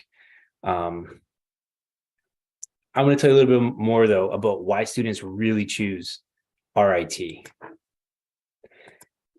and especially why U.S. and international students really choose RIT. So I mentioned before our co-op program. When students graduate with a STEM degree, we can extend their student visa by 3 years. But we're only going to do it by 2 years because we use one of those years that you normally get for OPT. We use that for co-op, but we still extend your visa by 2 years when you graduate. And what that means is you are going to be on a student visa for 2 years. So any employer is going to be happy to hire you because they don't have to sponsor your visa. This is where you get US work experience. And this is what usually leads to getting your H visa, which is the visa you need to work in the United States at the kind of specialty jobs that you guys would be getting. I mentioned before, we are the third most graduates per capita on OPT in the United States. And we are always one of the best schools for career outcomes because we are so focused on career outcomes. And you can start doing co-op as early as after your second semester. I mentioned outcome rates. So this is from the class of 2021, students who are either working, going to graduate study, or they've got some alternative plans. This is a fantastic and a very high number for students. And they're not just working at a coffee shop down the street. These are companies that are hiring our students that are very strong, very well-respected national brands. We're very proud of this with RIT. So really, we look at two things that are our main focuses. One, you are getting a very strong education. And two, you are going to be getting work experience in the United States. And we really focus on that aspect. As an international student, you have the opportunity to work in the United States. We were getting scared for a while because we were bringing in so many students from other countries that were getting their visas to work in the United States after graduation. We were scared that the US State Department was going to somehow look down on us for doing this. And in the end, they said, no, this is fine. I mean, they're all STEM degrees. I mean, we need people in the STEM field. So please keep bringing them in. So if you graduate from RIT and your plan is to stay in the United States, this is a very good pathway for you to take because it's very proven and it's been working for a long time for us. I want to tell you a little bit more about RIT, a little bit more about, what we call home. So I think I mentioned a little bit before, we are a residential campus. We are very large and we're very safe. We're a little bit further away from downtown Rochester. So that means everybody that we see on campus is either a professor or a student. It's really nice. You don't just have some weirdo walking down the street as you're, walking downtown between your classes. Like the only people that you see are the people you know, which is great, which is what makes our 16,000 person student body feel nice and small and really familiar. All of our freshmen are required to stay in the dorms, our on-campus dorms. For their freshman year, a lot of people end up staying on longer than that. I was looking at our master plan and we're actually building more on-campus housing because it's so popular. There are also off-campus housing options, anything from nearby apartments to some of the houses where fraternities are. And we've got a fantastic shuttle system so that you don't need a car if you do live off campus. One of our students graduated in 2009, a man by the name of Austin McCord. So not that long ago, but he graduated in 2009, started a company, did very well with the company. And he recently just donated $50 million to us. And so with that money, we are deciding to build this fantastic new building. We call it the Student Hall for Exploration and Development, which we're nicknaming the Shed. It's going to be a little bit more than just a shed, but it is this fantastic building that I know, Andrew, when you came to visit, you probably got to see the construction going on.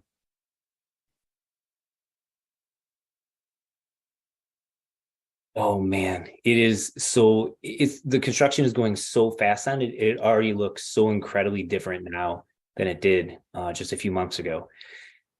I'm so excited because students who come for fall next year are going to come for the opening of this building.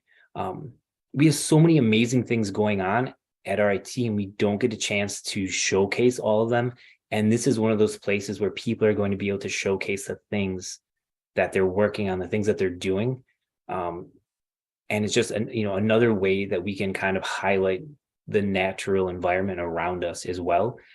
We can be inside a big building that's just all glass walls, and we can see what's going on around us. So this is just one of the cool things. We actually have a lot of construction projects going on right now. We are in a pretty big growth phase at RIT.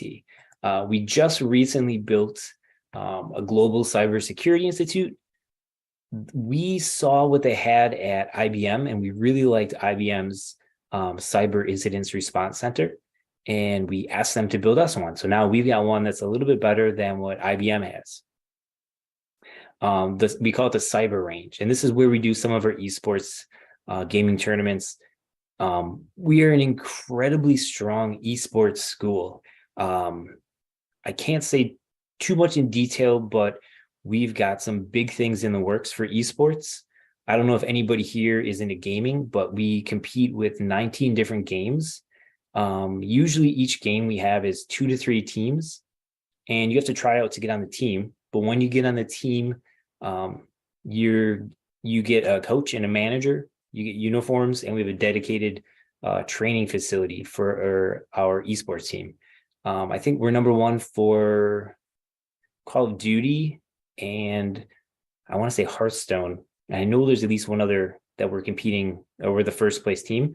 I can't say too much more, but we've got some really big things in the works, and I cannot wait till I can announce that to the world. But if you guys are into esports and gaming, we are a top university for gaming.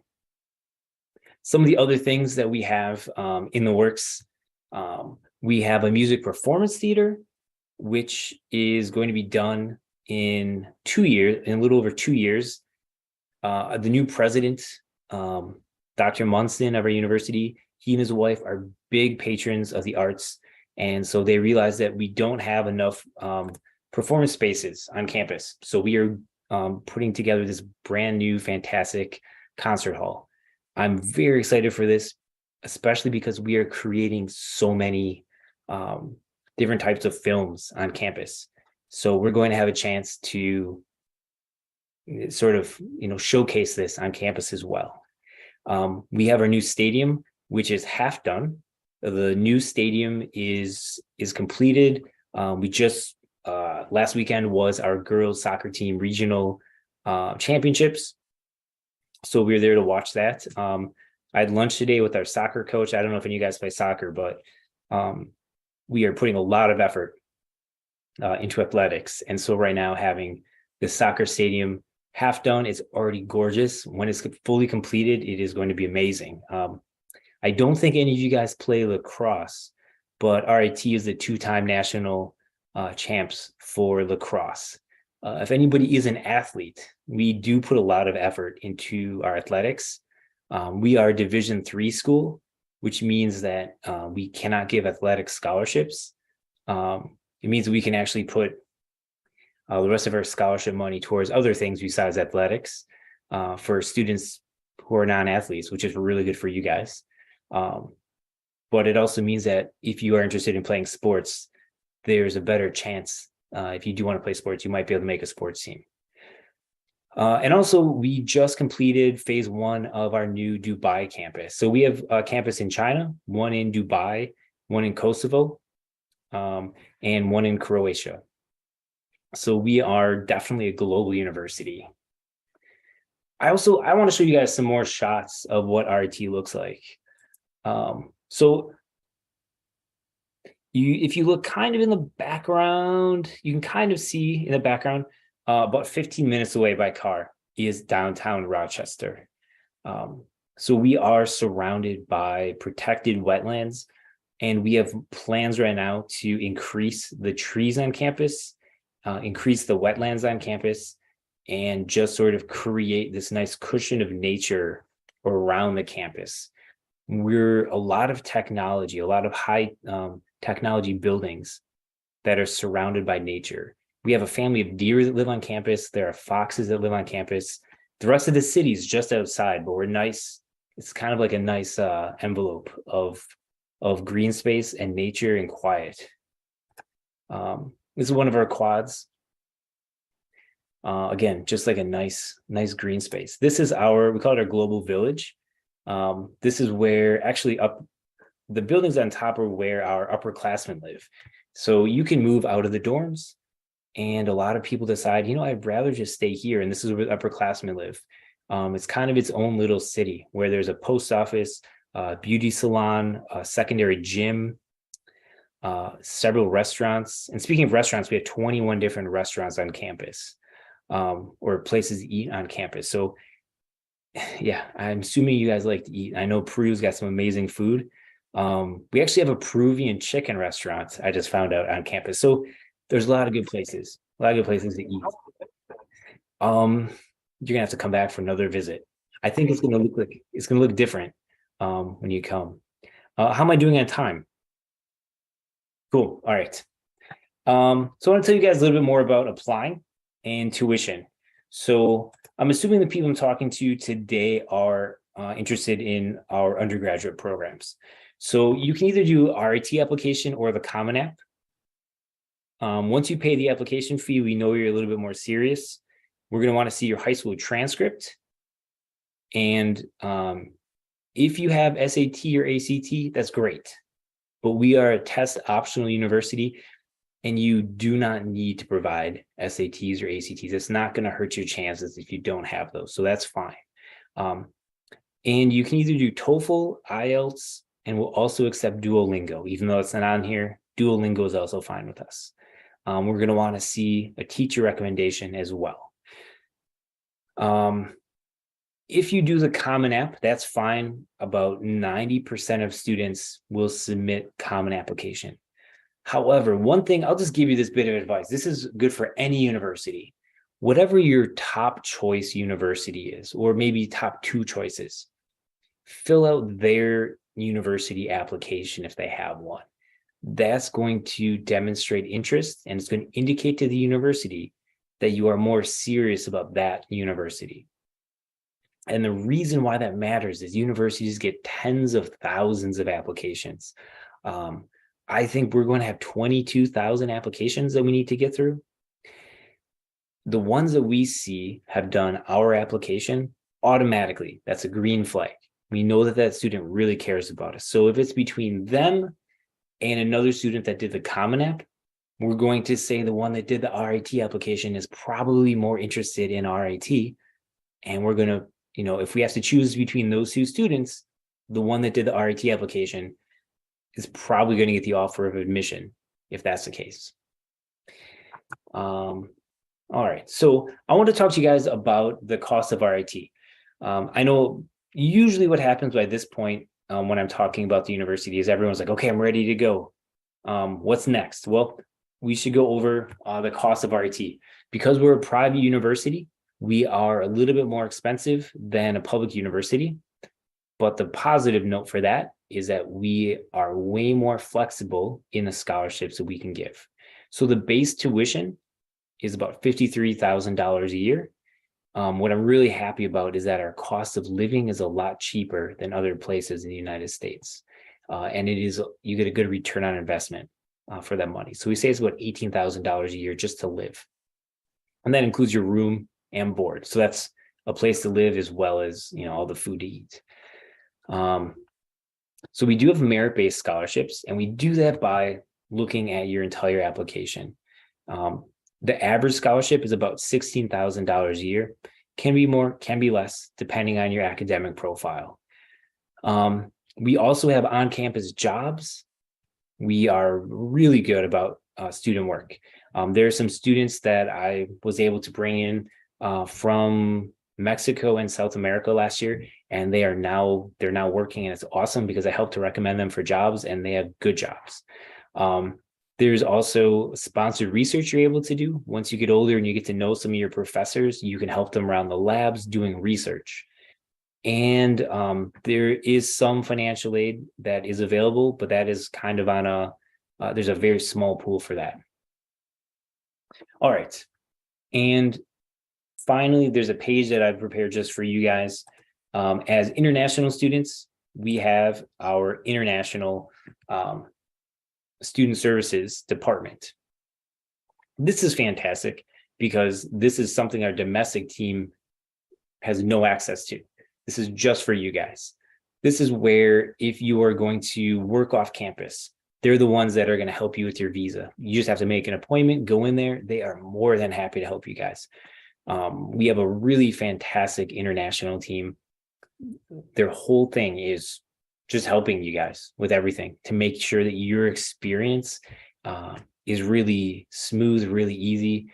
And yeah, that's it. So this is something that you should definitely take advantage of when you come to RIT. So if you guys do have any questions, we have so much information that I can provide to you. I think I'll pass that on to, well, I guess I'll pass it on to Andrew, and he can get that out to you guys. But if you do have questions, things that I didn't answer, feel free to shoot me an email directly. This is my long email address. I'll give you the next slide with my shorter email address. That's my full name, Daniel Copperud. But here's the short one. It's just dpkges@rit.edu. And I get emails all the time from students, and I absolutely love answering these emails. Oh, good. I love it. That's great. I figured why not put that in the chat there so much everybody better. can take a note of it. Yeah. Cool. So if anybody does have questions, you guys can either drop it in the chat or feel free to just unmute and ask. I'd love to answer any questions you guys might have. Yeah, let me know.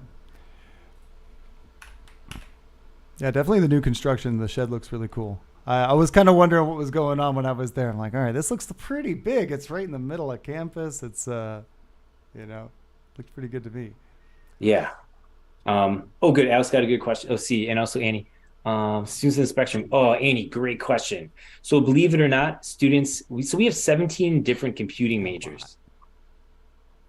I don't know if you guys understand this, but computing does attract people that are potentially on the spectrum.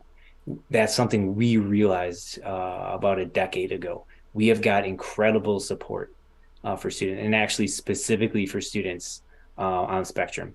Also, our mental health services department is fantastic. This is something where our students are able to go in just to talk to somebody, depending on what you're doing. I know you guys are probably just zoomed out. You've been doing this. You guys are in this very interesting generation that has done so much online school, and I'm sure you're just sick of being in front of a screen. Well, we've got mental health professionals that are just there to chat with people. We know the stresses you guys are going through. I didn't have this when I was in university. You guys have a ton of options. But so Annie, I hope that answered your question. Let's see. Alex, if I may just real quick interject on that too. That's not the only group whose needs are served over there. The Institute for the Deaf also being on campus is just something. It's a really wild thing to see. I think the way that you just see people interacting with sign language all over campus. So there's a ton of accommodations for all kinds of different types of people and disabilities alike. And that's something I didn't even bring up in this presentation, but we do have the National College for the Deaf, or National Institute of the Deaf. We have one of the there's basically 2 universities in the United States that have big deaf populations. We're the number 2, but I'm assuming the people that are on this call today are not deaf or hard of hearing. And also the sign language that we use in the United States is different than you use in Peru. So there's not a lot of crossover, but it is a really cool thing because some of our students end up learning American Sign Language, even though they can hear. But I think that, yeah, because of that, we have sort of realized that there are people that need accommodations, and we're really good about that on campus. So Alex asked, are there any infrastructure for producing or manufacturing? Absolutely.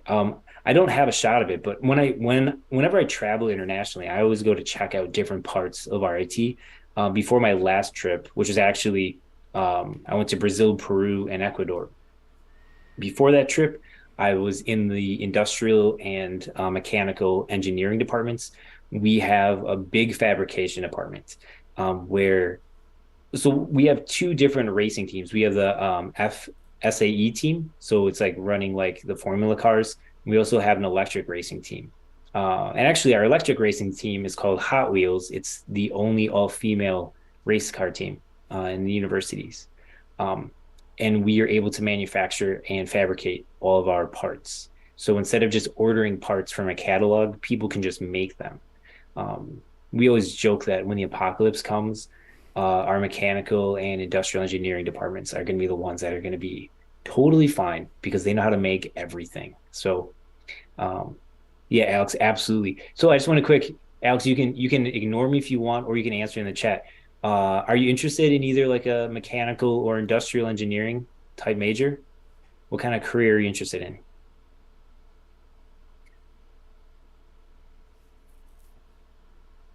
And it's all right if you're typing now, or if you don't want to answer, that's okay. I'll get to you. Is there anyone else that has a question?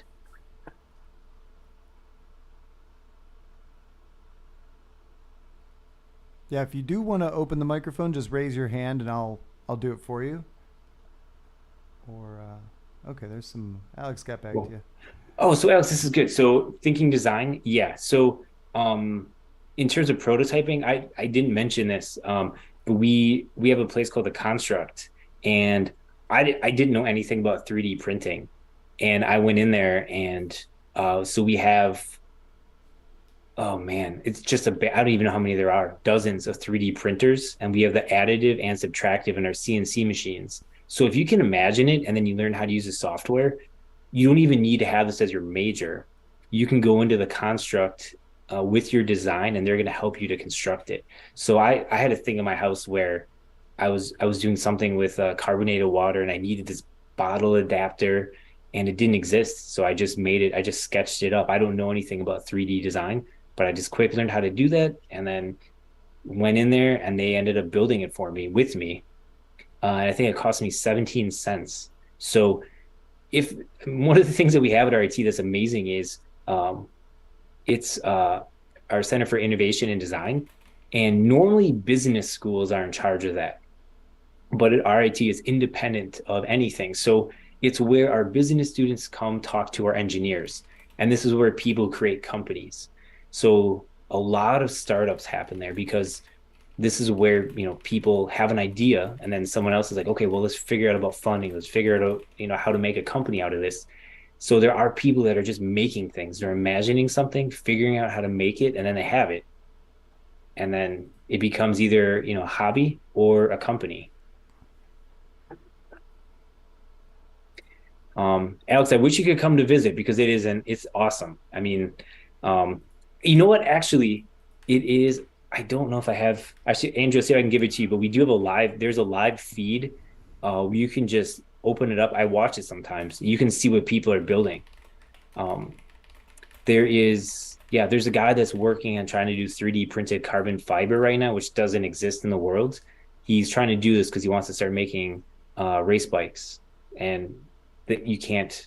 It's just a thing that doesn't work, but they're trying to work on it. I wish I could remember the name of this. See if I can find it, put it in the chat. I saw some cool. I actually, it's funny. I didn't send you the email. I usually send an email to let you know, but today actually my one of the videos I made while at RIT went up today about a campus tour. I ended up having so much content from being there a whole day. I started breaking it up into separate videos. Because like at first I was like, I'll do a campus tour and then I'll do some interviews, and then I had too many interviews and too much campus, and so they became separate things. But yeah, I one of the things when I was doing the interview video, I was talking to some guys about the pumpkin chunkin or chucking thing that they do too, like building catapults, and and how far you throw a pumpkin determines your grade. And that's like for a fundamentals of engineering course, right? Like a basic level thing. So even from the first days, you're kind of being encouraged to design things, prototype things, test them, and ultimately how far you can throw a pumpkin will maybe determine if you pass or fail the class.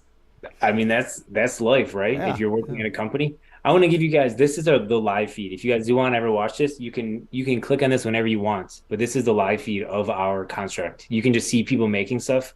It's 7:30 here, same as you guys. 7:30. I don't know, too many people are doing this today, but people will be using this facility all the time. So you can spy on our students. I think someone's making a crossbow right now.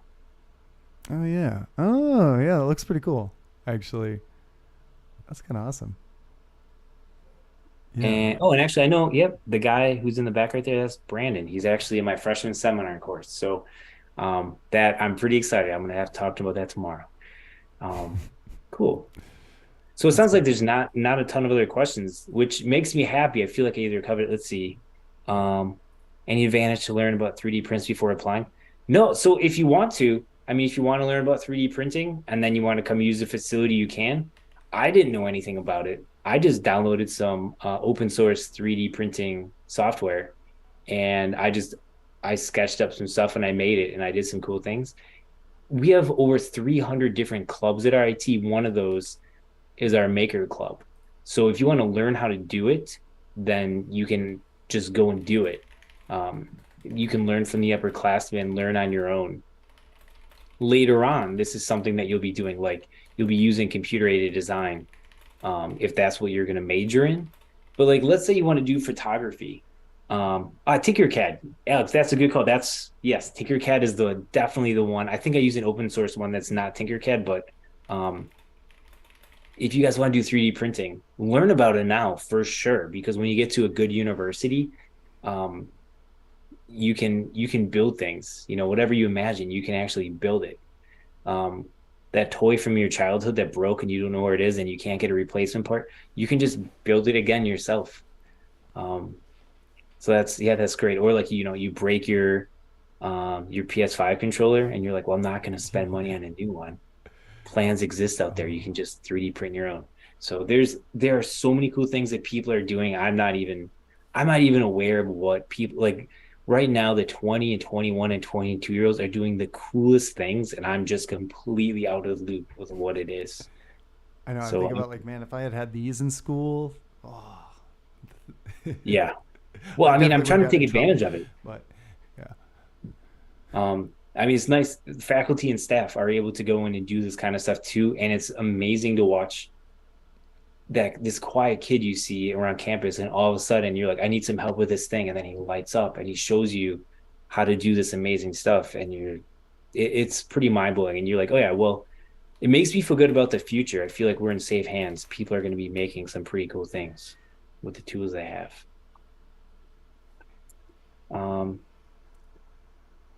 Yeah, I'm trying to think of anything else that's really cool. Actually, I want to do a quick poll of you guys who are here. Does anybody play sports? And if you do, and I'll give you a moment or two to answer. If you do play sports, then what sport you play?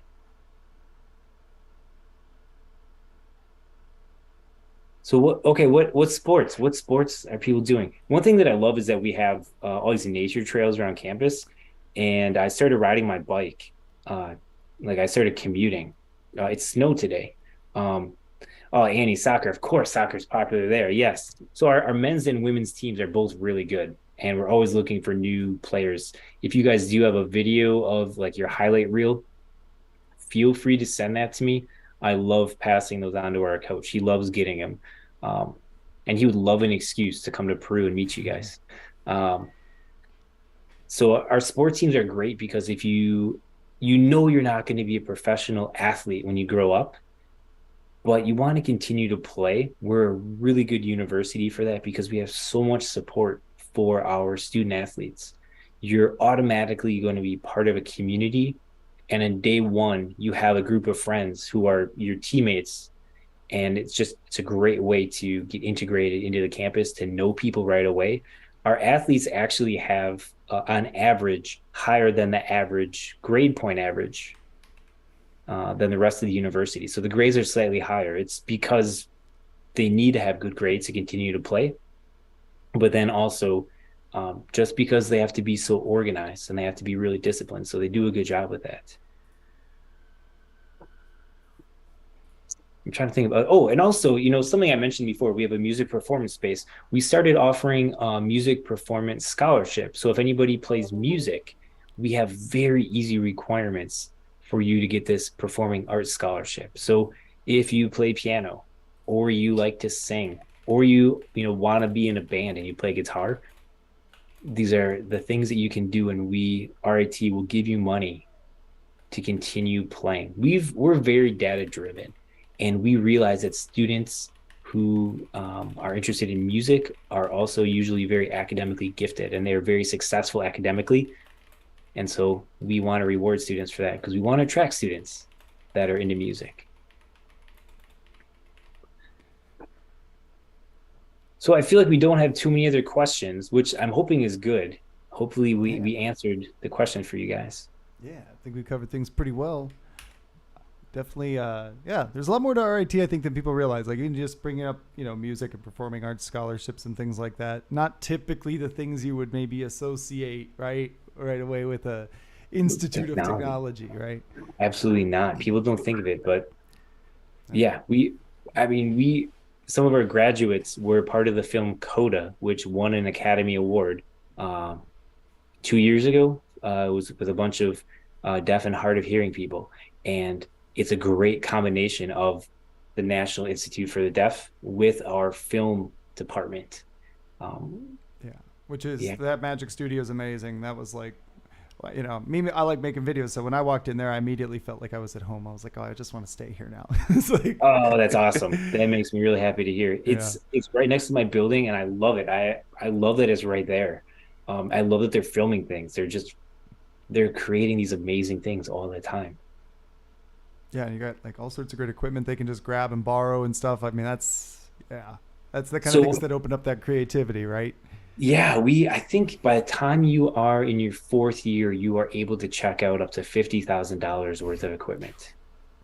So every year you get to check out more and more, but by the time you're a senior, you can check out $50,000 worth of equipment. So that's, if anyone's into photography, we also have a really fantastic photography studio where it's just constant natural ambient light, and professional photographers will come to use the studio sometimes because it's the best one in the area. So yeah, it makes me, there's so many things that I'm very proud of on campus, and everyone's like, oh, you guys are engineers, right?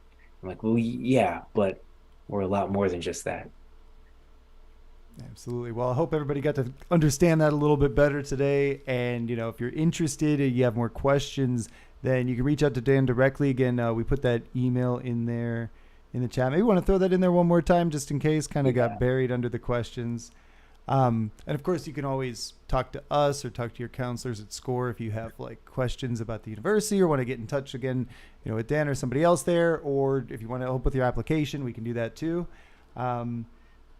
So I think that covers everything really well. Really appreciate you taking some time out of your day again, Dan. Really, it's a pleasure. Absolutely. And I will let you know next time I come to Peru, and hopefully I can meet some people face to face if that's the case. So cool. Yeah, let's plan it out next time so we can get together.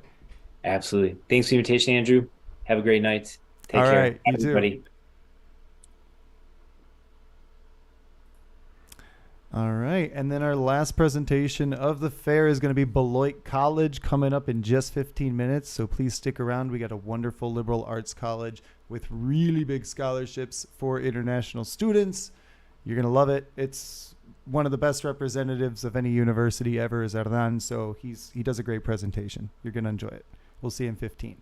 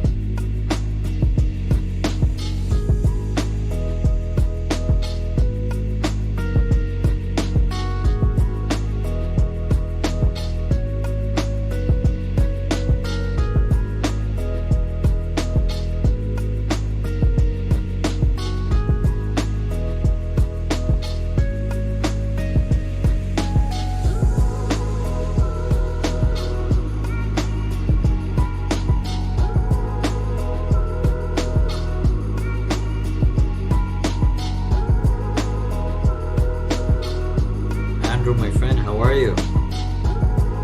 Good. Thanks for having me tonight. Just changing my name. There we go. Brilliant. There we go.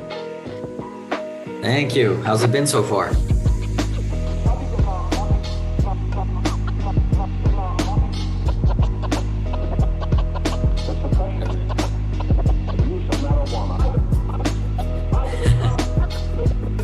Yeah, absolutely.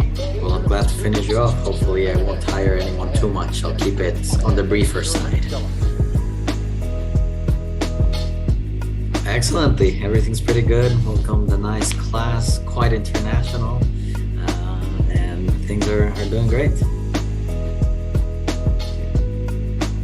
Well, it snowed today and yesterday, first time, but about a week ago it was over 25 Celsius, 70 or so. So, you know, Midwestern weather, you get a little bit of everything.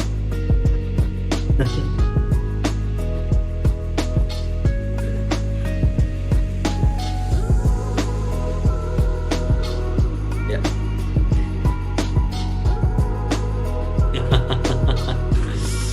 That's the Midwest for you. Yeah, it is part of the experience. Absolutely. It's not monotonously perfect as it can be maybe in Ecuador and Peru. Yeah, exactly. Are these lovely people here that I see on the screen joining my presentation? Yeah.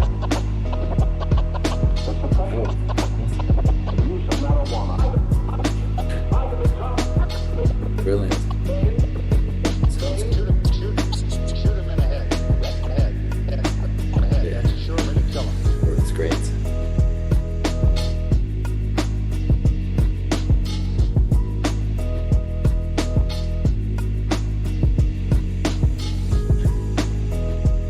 Yeah. Fantastic. Looking forward to it.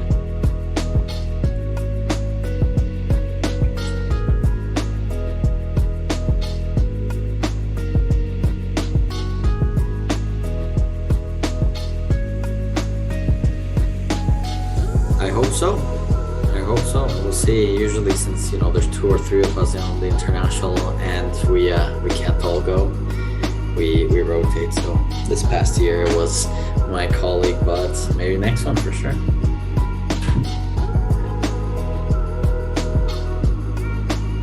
Much closer, direct flight. Yeah, that's awesome.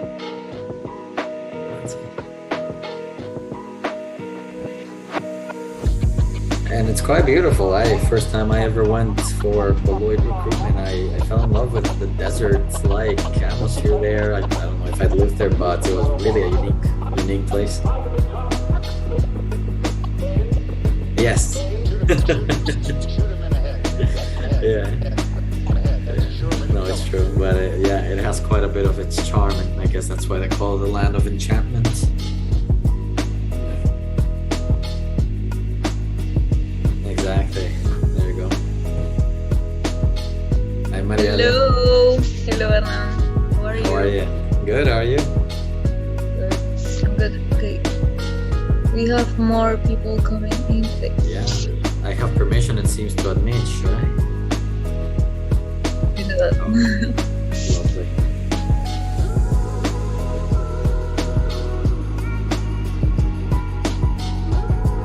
Absolutely. Yep.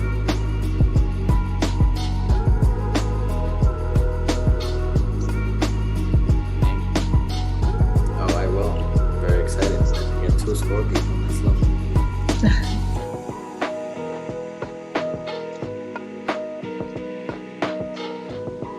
Might as well. No reason to keep people waiting, I think. I'm sure we'll get a few more trickling in. But Sure. yeah, welcome now to our last session of the fair. We're with Beloit College. We got Hernan Santa Cruz here, wonderful friend of SCORE, and just an excellent representative for a university. I think you're going to fall in love with Beloit just as much as Hernan has. Really want to say thanks again for taking some time out to talk to us. It's really something we appreciate a lot. And I hope people here are looking forward to hearing about Beloit. Brilliant. Thank you very much, Andrew and Mariale, for having me. Thanks for that generous introduction. And buenas noches a todos. Gracias por tomarse un poco de tiempo para estar aquí conmigo. I'm absolutely delighted to be here. I'll give the presentation very much in English, but if you have any questions in Spanish, I'm your neighbor from Ecuador. And I actually attended Beloit College myself as an international student and ended up absolutely loving it. So I'm very, very delighted to tell you quite a bit about it. But again, I'm going to keep this on the briefer side. I know it's a little late over in Peru, and I don't want to be the last person, keeping you from a warm bed or from a movie night on this Thursday night. But my name is Hernan Santa Cruz, and I am the Assistant Director of International Admissions at Beloit College. I've been here for 3 years since I graduated after 4 years of being a student here. And again, I came from South America, from Ecuador myself. I had not heard of Beloit College before and ended up absolutely falling in love with it. It was a life-changing experience, the greatest choice I've ever made. And I'm going to explain to you a little bit why in a minute. Feel free to put any and all questions on the chat throughout the entire presentation. By all means, I might wait and make sure that I answer them towards the end. But I'm going to start sharing my screen. And with that, I'm going to leave this QR code at the front for just a minute so that you all can very much, if you'd like to give me some information on who you are, then that would be absolutely fantastic. But yeah, welcome to Beloit College's presentation. Thank you again for being here today.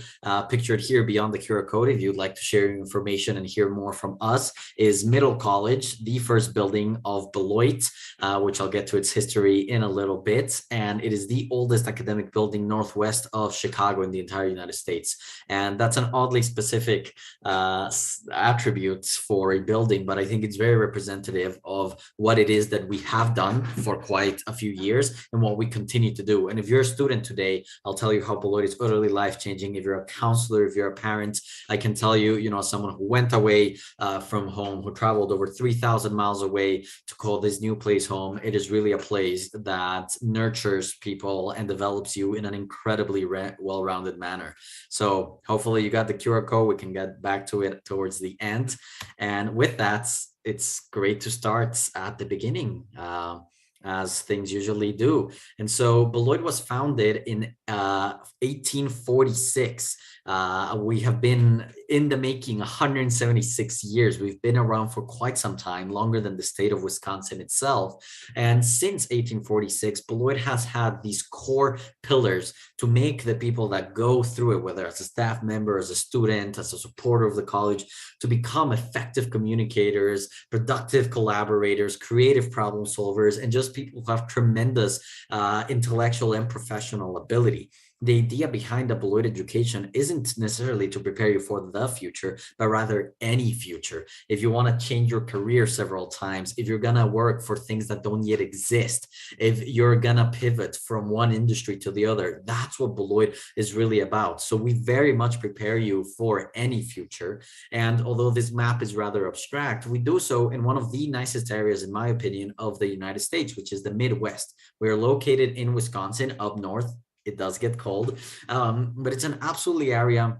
not only because we're at the intersection of three larger cities, Chicago, Milwaukee, and Madison, which everyone has heard about, but the city itself of Beloit is a beautiful 40,000 person city with incredible industry, really phenomenal restaurants. And if you care to look at the SCORE YouTube channel, which I highly recommend you do, there is some fantastic footage that Andrew captured there in the winter. So, kind of looking at a cloudier, more snowy day, but it really shows kind of the industrial nature of the city and how much the people within it have innovated to turn it into this new, very modern kind of space where within an old industry, you have a business incubator. Within downtown historical constructions, you have these wonderful sushi restaurants or burger restaurants. So it really is located in this wonderful, wonderful place that gives you the best of both worlds, the academic privacy, quietness, and loveliness and charm of a smaller American town, and access to those bigger metropolitan experiences at the same time. So we're a liberal arts and sciences school. We're purely undergraduate. And since we've been purely undergraduate forever, it's what we've perfected over a 176-year period. So this is very much what Beloit does well. Now, what makes Beloit special, of course, are the people within it. And I'm absolutely delighted to report that the people within Beloit are extraordinary. We are the most diverse college in the state of Wisconsin as a percentage of our population. We're a small school, purposefully so. We have just over 1,000 students, but those 1,000 students come from all different backgrounds, 17% of which are international, which is a rather huge percentage for a school our size. And you get to meet people from all over the world, over 40 different countries represented. And the hope, of course, is to get a Peruvian to campus, which we don't have at the moment, and really have you explore the beauty of a very diverse community, right? If you were to be the only Peruvian at Beloit, that's not a bad thing, quite the opposite. It's something that'll be highly celebrated and will amplify your uniqueness and the things that make you, well, you. And so it's quite fantastic to sit in a class that on average is about 12 students and have someone from Vietnam and South Africa and Jordan and Spain and California, Alaska, South Beloit, Peru, and Florida all come together. And that makes for riveting conversations, an incredibly horizon broadening experience, and really just turns you into a very worldly person, which is never a bad thing. So I'm moving this along just so you can see. I'm not sure if you can see the little Zoom controls in the sharing of my screen, but yeah, more than half of all Beloiters come from over 500 miles away. So we really are a place that values the people, the uniqueness of its people, and the small number of people, just over 1,000 that are in Beloit, are pretty extraordinary. So moving on into the academics, of course, you want to find out what can I study there. And the beauty of Beloit is that since we're a liberal arts school, we follow a model that allows you the flexibility to choose different paths. We have over 40 different majors, carreras to choose from. There's so many different paths that you can take, but it's not about choosing a path. It's about weaving a series of paths together to make any permutation that you would like work for you. And if you're a student right now and you're a 17, 18-year-old, you may not know exactly what you want to do for the rest of your life, and you shouldn't have to. Or you do know what you want to do, but you also like this other thing a little as well, and this other thing quite a bit as well. Why sacrifice either of them? Beloit is the type of place where you need not sacrifice any of the things that you're interested in pursuit of a single thing. Quite the opposite. We want to push you to do a variety of things. And so when I say that we have infinite possibilities, what I mean is that the permutations or combinations that you can have between the majors and the minors don't have any restrictions or any limits. If you want to be a biochemist, very sciencey person, and a creative writer, you can. If you want to study philosophy and data science, you can. If you want to do psychology, theater, why not? So if you are a person who's multi-passionate and hyper interested in many things, I think Beloit does a spectacular job at interconnecting those disciplines in a pretty intersectional manner, which I very much enjoyed. Some of our most popular majors, nonetheless, are right there. You can see them. Anthropology. Not a lot of people know what anthropology is at 17, but the study of humanity and culture and languages is quite fascinating. And we happen to have an entire museum, the Logan Museum of Anthropology, with nearly 400,000 artifacts right on campus. So if you've ever wanted to be an explorer, an Indiana Jones, which by the way, a Beloit College alum inspired, or if you want to work in a museum, Beloit has two museums, a Museum of Art and a Museum of Anthropology. So that's pretty incredible that within a small campus, we have access to two teaching museums. As I mentioned earlier, you can be a biochemist. We have an incredible state-of-the-art laboratory spaces at our science center with particle accelerators, mass spectrometers for geologists, and a variety of really, really amazing tools that are at your disposal. You will not be competing with master's or PhD students. These are all meant for you. Media studies through our Center of Entrepreneurship is one of the fastest growing majors that we have here because of its broad encompassing attitude towards studies in filmmaking, in music, in media, literature, all kinds of things. And so you're able to access a TV station, a recording studio, an art gallery, a podcast station, a business center, anything that you want within media, we can make work. Creative writing, a highly, highly strong program at Beloit that gives you not only the creative flexibility to try new genres and explore new ways to exercise those writing muscles, but very much the the business know-how of editing, for instance, real books and journals that are published every single year. So that's pretty incredible too. And of course, very popular amongst our international students, business and economics, which is what I studied at Beloit myself, where we have some of the best opportunities for networking, for connecting with industry leaders, and to even meet Nobel laureates in economics one-on-one. So these are some of our most popular majors, but these are only 5. There's over 40 of them, and you can choose any path. If you want political science, international relations, computer science, anything that you want, you can very much find here. And I'm glad to report that all of this talk about multiple avenues and multiple permutations is actually expressed on the Beloit College campus, with more than 1/3 of all our students double majoring and nearly every single student having a major or minor combination. So you really can study multiple things and be excellent at all of them. You know, when we come into college at 18 years old, we know about 15 jobs: lawyer, doctor, engineer, teacher, this, and that. But the world is so much bigger, and there's so much more out there, and we want to expose you to that world and really make sure that your horizons are broadened in a way that you can do something incredible with an environmental science degree, or you can do something truly extraordinary as a philosopher. You know, the possibilities are there, and we make sure that we prepare you for them very much. So academically, Beloit is a pretty extraordinary place. Now, one of the things that make us very unique, because of course there's a lot of small liberal arts colleges in the United States, many of them are quite great, but Beloit, of course, I'd say is among the top, mostly because of its innovative approach to education. We have 2 programs that are truly, you know, pillars to the Beloit experience in a way that impacts both your coming into Beloit and your going out. And of course, the very important chunk of time that happens in between those formative 4 years. Our advanced mentoring program actually connects students to their mentor within 72 hours of depositing at Beloit. And their mentor is a professor, a PhD dedicated professor, an expert in their field, who is very much ready to mentor you through Beloit, through life, through careers, in a way that really creates incredible relationships. If you were to ask 900 out of 1,000 students at Beloit, what is the very best thing about Beloit? They're going to say 2 things: community, which we'll get to in a bit, and professors, the devotion that they have for you, the extraordinary support that they muster to really make sure that you are having an incredible experience, that you're learning, yes, for the sake of learning, but also to delve deeper into an industry, a career, something that makes all this learning truly worthwhile and leading you to a life of purpose. So our advanced mentoring program is fantastic. You get a course over the first year where you meet with your AMP advisor every 2 weeks with a small cohort of other students and really kind of learn adulting 101 and college 101, which is pretty fantastic. So that's kind of coming on the way, and we make sure Beloit welcomes you with open arms and ready for you to get ready for the next 4 years. And then, although it can start as early as the first year, the Career Channels program really is designed to help you get pre-professional opportunities, internships, networking opportunities, to really make the most out of the career you might choose, or of a career that you didn't know existed, but that your set of skills and your combination of major, minor can really support.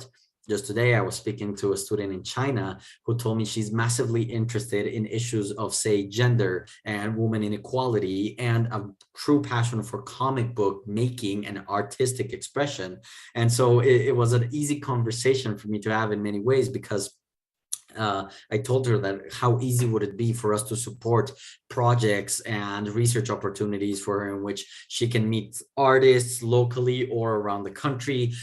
She can talk to experts in the activism field and really make a connection where she could, you know, make a comic series about, say, a female superhero or something, you know, that can really impact culture. And so the idea behind Career Channels, there are these broad industrial avenues in which we put you in to make sure you discover the totality of all the jobs or experiences you can get with something. Again, do you want to study international relations? What can you do with that? Quite a bit. Let us connect you to the United Nations, to a nonprofit organization, to some sort of international policy making organization that really makes a difference in people's lives. So the Career Channels, of which we have 8 right now, are really designed to help you explore your future after Beloit. And speaking of the future after Beloit, we do pretty well. In fact, within 6 months of graduating from Beloit, over 93% of all our students are either employed or in graduate school. Within a 10-year period of graduating from Beloit, over 60% of all our students have either earned a master's degree or a PhD, because our students want to learn more and they want to be at the top of their field. So in many ways, Beloit serves as a catapult for a sterling future that you get after, the great experience that you get here. So we are a very innovative school. We're one of the most innovative liberal arts colleges in the country. And this is the reason why we're always looking at the forefront of education and how we can push the boundaries of preparation while also just giving students an incredible experience. But all that to say that it's not just studying. Campus at Beloit is designed for you, the student, and we have an absolutely beautiful campus. I wish I had more pictures of it here, but campus is essentially a park. We are a residential college. You live on the campus. There's no streets that go through it except our very own college street, and it is a place where you really get to develop yourself outside of class just as much, if not more so, than within class. And one of the ways in which that happens is through the engagement. There's just over 1,000 students at Beloit, but those 1,000 students are doing 1,000 different things. You will never find a student at Beloit who you walk up to and say, what do you do here? And they say, well, I study computer science. And that's it. They're going to say, I study computer science. I'm also an athlete in the fall. I run a club in the spring. I also participate in the local school community service. And I'm planning on doing this incredible internship in Italy over the summer. So Beloit students are students and leaders and community members and presidents of clubs. And so with over 60 student-run clubs and organizations, we really want you to devote yourself to making your experience outside of class just as good and just as impactful of what you have inside of the class. If any of you happen to be athletes, perhaps soccer, now that we're going into the World Cup, we have over 18 Division III varsity sports. Now, if you're not familiar with the American system of divisions within sports, Division I, top athletes, maybe going into, the professional teams, NFL, Tom Brady type of people, right? Division II, kind of, slightly lower than that, but still very high level. And then Division III is great athletes who want a competitive challenge, but at the same time, really want to prioritize their studies. So you get the best of both worlds, a really great athletic experience followed by a really phenomenal academic portion that allows you to be good at both athleticism and academics and not sacrifice either one for any reason. And you can see some great people in downtown Beloit right here. Dear friend of mine, Sasha, who came from New York, studied international relations, was deeply involved in college. A beautiful fall picture of campus right here. Yes, we have very drastic weather, but in the most beautiful way, because it really changes throughout the year and keeps you very much on your toes, which is exciting. And then what is arguably the coolest campus building I probably would dare you to discover is the Powerhouse, an old factory, as you see there, that the college acquired by accumulating $40 million worth of donations from our very generous alumni, of which we have over 17,000 all over the world. And we turned it into this incredible new space, such an exercise in renovation and reuse of already existing space to turn it into a recreation center, a student union. There's a rec room with ping pong tables, pool tables, Xbox, PlayStations on the bottom. There's a track on the third floor that's suspended in the air that has a gym. It has an auditorium, one of the campus cafeterias. It's really, really incredible. And all this to say that, of course, maybe you shouldn't choose a school over a building. In fact, I encourage you not to. But this building is representative of something bigger, of a campus that listens to you, that is designed for you, by you, and that the residential and living experience on campus is just as important at Beloit as the academic experience. So if you really want a transformative, life-changing college, as Beloit very much is, this is why we are who we are. A few pictures of Beloit. We have Mr. Snowman there, some happy students, some international students, Maria Elvira from Ecuador, Yuko from Japan, YJ from South Korea, some great lacrosse athletes, a snowy day on campus, some Buccaneer Boathouse rowers, our bike program that was donated by an alum who works at the bike company Trek, if you're familiar with it, and a beautiful fire tradition that we have here on campus with the fire pit being lit in our own outreach field. So this is Beloit, the people, the life, the experience that you get here at all times. Now, if everything you've heard is appealing to you and you're like, oh my God, how do I apply? How do I start getting here? Well, it's actually rather easy, or I hope at least it is, because we try to remove as many obstacles as possible. Becoming a Beloiter is rather straightforward. We have no application fee. We are test optional insofar as if, as an international student, you do need to provide proof of English proficiency. And the easiest way usually is to get a Duolingo test, a TOEFL test, an IELTS test, or an SAT. But if you've been learning under an English curriculum for 3+ years, then you don't need it, because we know you have English sufficient enough to succeed at Beloit. We, as part of your application, if you're familiar with the Common App, which we take, you write an essay. We put a big emphasis on that. A letter of recommendation, which is not required, but highly suggested. A high school transcript and school report, which are things that your counselor helps you with, and that we make sure that we get from your school. And of course, your extracurricular activities. We want good students applying to Beloit, but we want more than that. We want well-rounded people that we can amplify even more. Now, of course, a very important part of any college experience is the cost. And as private universities usually are in the United States, Beloit's price can be high. But to make up for it, we provide some pretty amazing scholarships based on merit. So on, the quality of your application, that run up to $40,000 every year. So every year you get $40,000 discount, which is pretty fantastic. And in addition to that, you can get additional grants, aid, money that you don't need to pay back. So Beloit can really become an affordable place. One of the reasons why I was able to come to Beloit was because of its generosity. So I highly encourage you to apply. It might just open up a door that you didn't know you could go through, and it ends up changing your life. On the GPA side of things, our average international applicant has about a 3.5 GPA, but that doesn't mean that if you're beneath it, you don't get accepted. It just means that that is the average of the many, many applicants that we get from all over the world.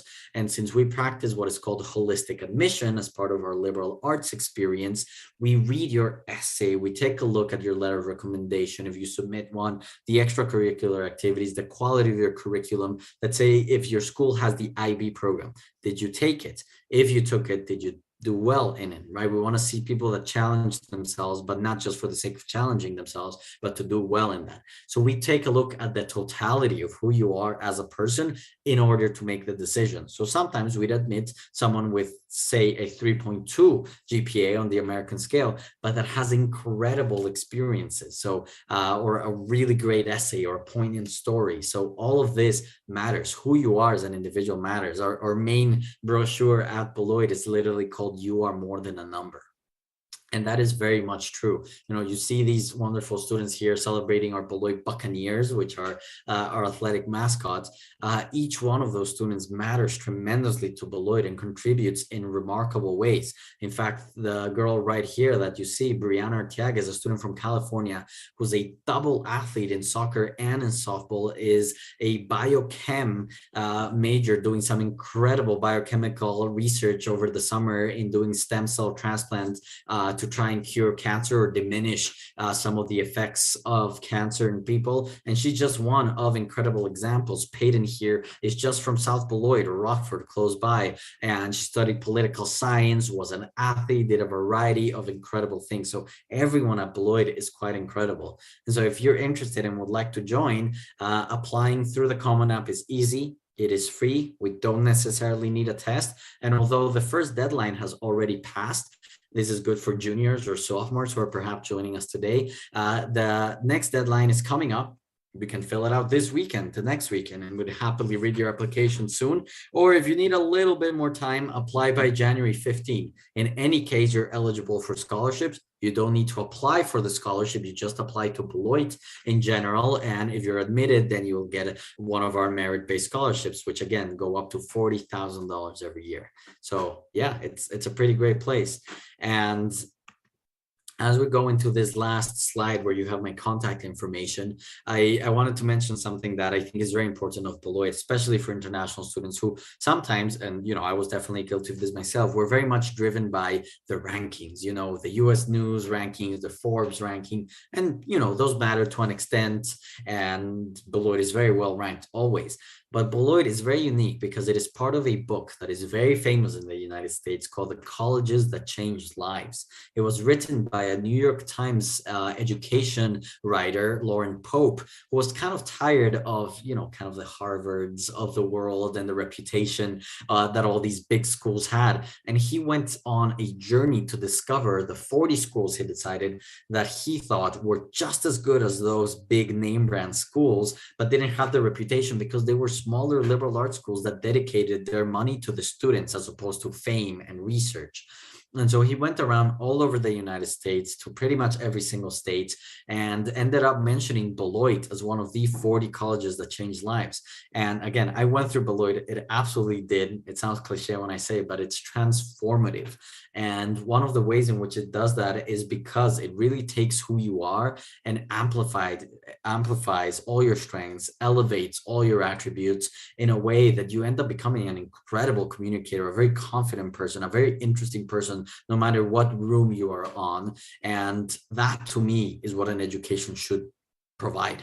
That's the type of education that I think most students deserve. It's the type of education that you should demand out of your institutions. And Beloit very much does that very, very well. So with that, I told you I would keep it briefer than hopefully the usual. I am more than happy to take questions. I'll stop sharing so that you can actually look at my face and let me know if there's anything at all that you'd like to know more about Beloit. If I went too fast over something, again, this is the beginning of a longer process if you're interested in Beloit, and I am more than happy to connect with all of you via email, via Zoom, via WhatsApp text, anytime, anywhere. So yeah, thank you. Thank you for listening to me tonight, and make sure that you ask any questions. Yeah.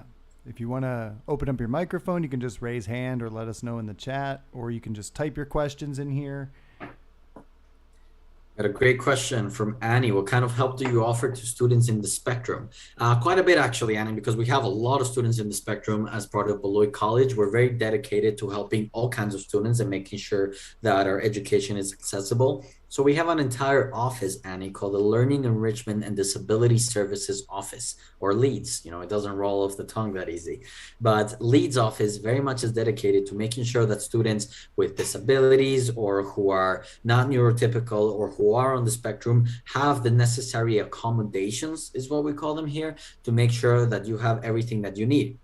I don't know exactly, what you would require as part of your educational journey, but if you require, say, a quiet room for test taking, we can provide it. If you require specialized, directions for, say, a presentation, we can provide that. If you require a fidgeting toy while you're in class, for instance, we can provide that, right? Like all of these little things, nothing is too small for us to make your experience here more comfortable. The idea is not for us to normalize everyone to a standard level of anything. The idea is for you to have the experience that best benefits you while maintaining high standards, while getting a world-class education. But in doing so, we want to always keep the humanity of each individual. And so if you're on the spectrum, or one of your students, or anyone here listening, you very much have that support of Beloit. And I had several friends who were on the spectrum and several students that I've seen gone through Beloit on the spectrum who had a really, really great experience because we were able to tailor the experience to what they needed and to really provide the accommodations that were required. So you tell us how we can help you and we'll help you. That's a great question. What else do we got? What are we curious about?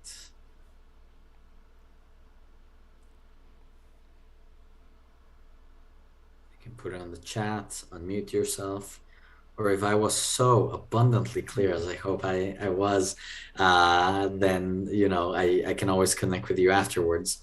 Alex, I'm not sure what you mean by manufacturing facility, but It is not something I believe we have. Beloit is not too much of a technical school, so you don't have manufacturing type of jobs like welding or electrician. What we do have is a pretty modern, amazing maker space with 3D printers, laser cutters, and the variety for you to create a variety of really, really cool things, which is exciting. But I don't think I would count any of the services at Beloit as a manufacturing facility. I think that's more like the direction, because Alex was in the previous meeting as well, was kind of asking about that same sort of thing, like about maybe prototyping or having some sort of like, labs or areas where you can absolutely do some of that engineering work. Exactly. So in that case, Alex, yes, in our Center for Entrepreneurship, the entire third floor is a maker space that has these incredible 3D printers, like I told you, some really advanced tools, laser cutters, the most advanced computers that we have probably in the entire college are right there for you to design whatever 3D model, prototype you'd like to do. It is a paid job on campus for students, and a lot of international students are involved in the Maker Lab. One of my favorite people in all of Beloit, Rafaela, is a student from Brazil who is the treasurer of the Maker Lab. So she manages all, the accounting and the cost of making sure that everything's running smoothly. And yes, we do have an incredible manufacturing facility or maker lab in that sense. So that's great. And then Annie, a little bit more about the clubs and extracurriculars. It's difficult to know where to start because we have over 60. Do you want to join the International Club, the Outdoor Environmental Club, the Buccaneer Boathouse, the Latin Voices, the Spanish House, the Music House, the Arts Club? All of these different clubs and extracurriculars are very much devoted to you, run by students for students. Beyond just clubs and organizations, however, you can always participate in leadership positions like the Beloit Student Government. You can volunteer, do community service at a variety of great spaces around the city. You can get internships over the summer.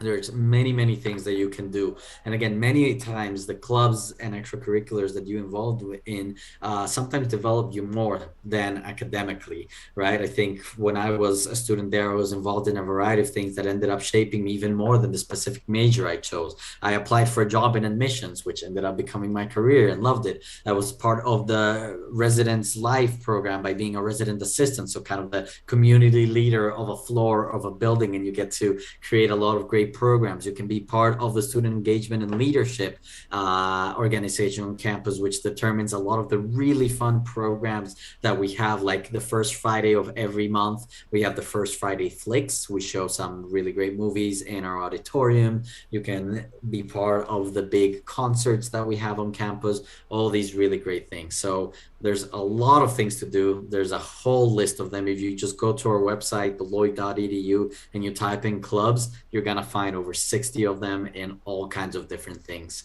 So you'll be involved here no matter what.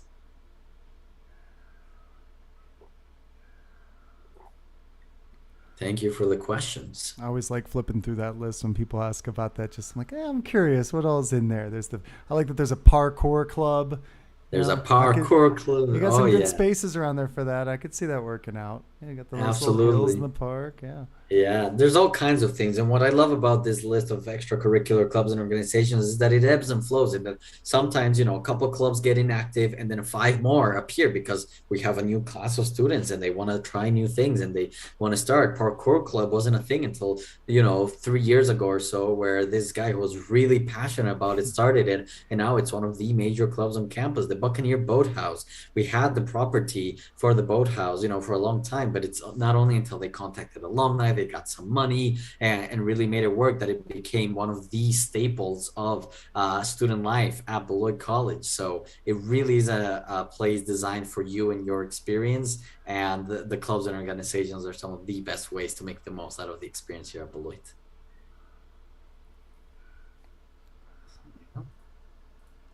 Anything else? I'm happy to help. I wanted to also ask a little bit, just because I know you do also offer financial aid specifically to internationals, right? So yes. What would be the forms that internationals should use for that?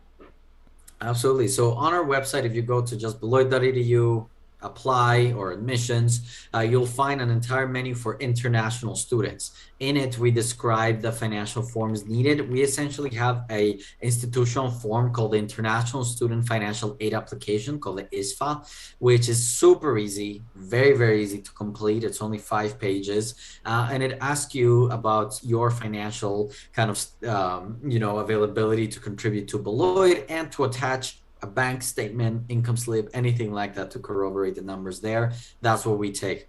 We also take the CSS profile. Now, the CSS profile costs money to send. So if you want to avoid, a fee from the CSS profile sending, then you don't have to send that. You can just send the ISFA form I just talked about, or a declaration of finances, which is an even shorter form of just 2 pages, where, again, you just need to tell us essentially a little bit of your personal information, finances, how much you could contribute to Beloit for your education, and then any sort of financial document to support those numbers.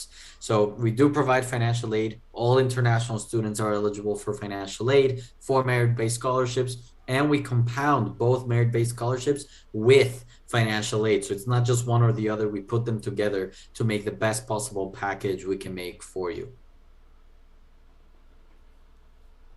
It's a good deal. Try it out.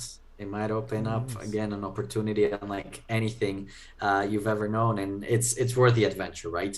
I know it can be scary to leave home. I know it can be a little dreadful and you miss family, but college is designed to help you grow. That independence, that character forming experiences that you get while you're here, while you're away, while you're battling through some of the difficult emotions or missing, all eventually eclipse to the growth that you develop and are second, fiddle to the great person that you end up becoming by virtue of going abroad and being away and making your way through the world to an extent alone, but with the support and the incredible mentorship that we have here.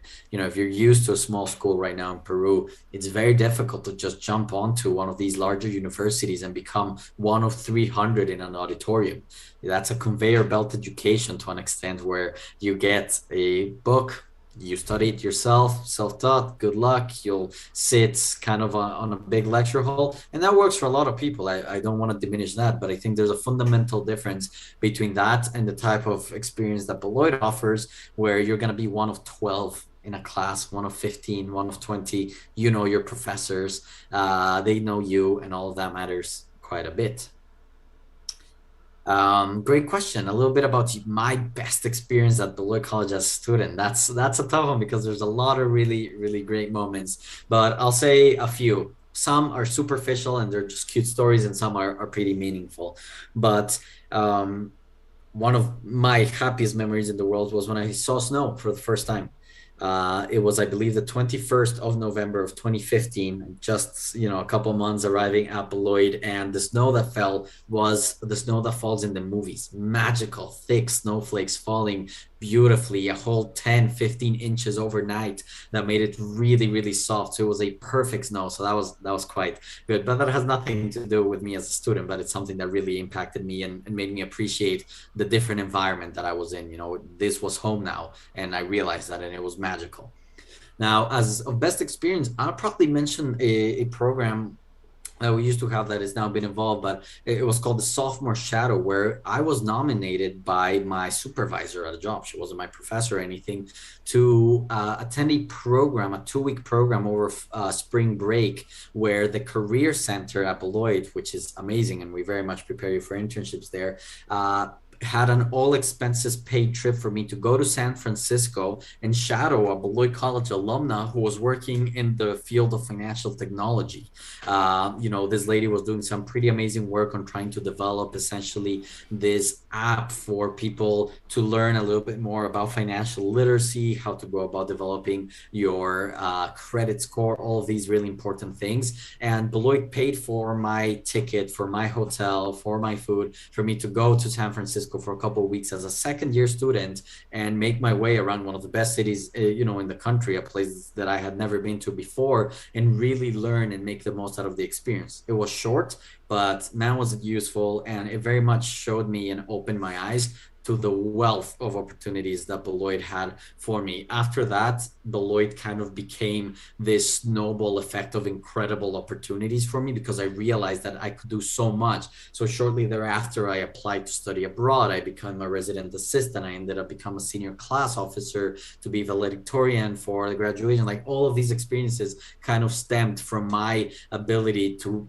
be thrown into San Francisco for a couple of weeks and say, you got this, have fun, connect with this alumna, and she's going to show you kind of what she does, which was pretty incredible. And it all happened because a supervisor of mine cared for me, saw some potential in me as a young second-year student, and that ended up kind of opening all these other opportunities for me that were great. So that's what Beloit does for you. We have these amazing experiences, these really great programs, and I'd argue that that is one of the best experiences I ever got at Beloit. That's awesome. That's a great question. Yeah.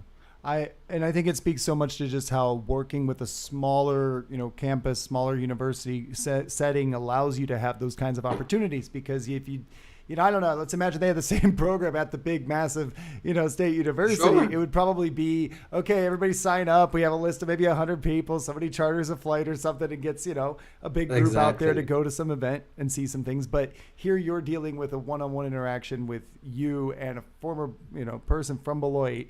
And so that's that personal connection because you were recommended on that personal basis. Exactly. Exactly. It's something very tailored for you, not just sort of an open call to, hey, whoever's interested.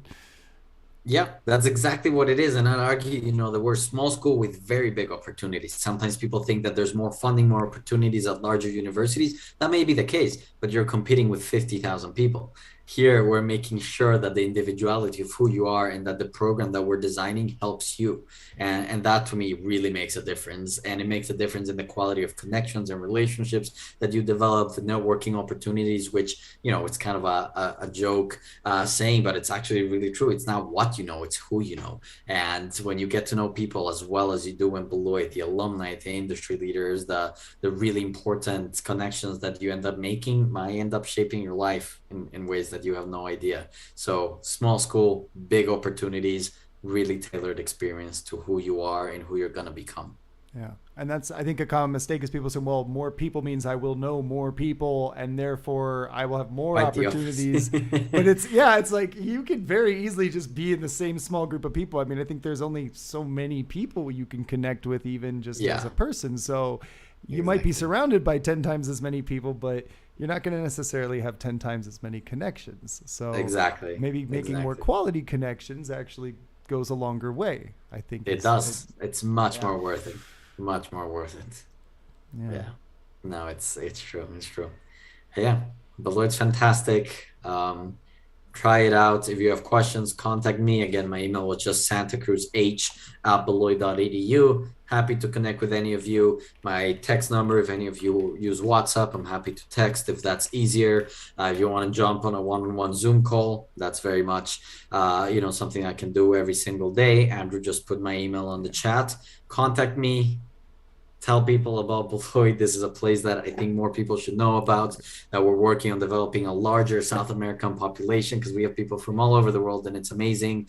And again, if you take that leap of faith, it's definitely worth it and the type of place that I think you will very much enjoy. If you're here tonight, if you're taking the time to listen, if you work with SCORE, then you would be a good fit for Beloit College. And so go for it, and thank you all very much. Absolutely. Now, thank you, Ardan. And as always, it's a pleasure to listen to you talk about Beloit. Honestly, I could let you keep going for hours probably just for my own enjoyment. But and also just big thank you to everybody who's been in attendance today throughout the fair. I know it's been a very long week for all of us, but it has been a really enjoyable one where we've gotten to know some more great universities and again, get to spend more time with some of our favorites. So again, thank you so much, Ardan. As always, it's a pleasure. Definitely look forward to having you come back next time. And if anyone needs to get in touch with him, he's giving out that email. You can go to beloit.edu to find his information there too, or you can just talk to us and say, hey, I want to apply to Beloit now, and we'll make it happen. There we go. Thank you, Andrew. Thank you for having me. Thank you, everyone, for taking the time tonight. And Maria, thank you so much as well. Thank you, Hernan. We'll be in touch, hopefully, with many of you. All right. Perfect.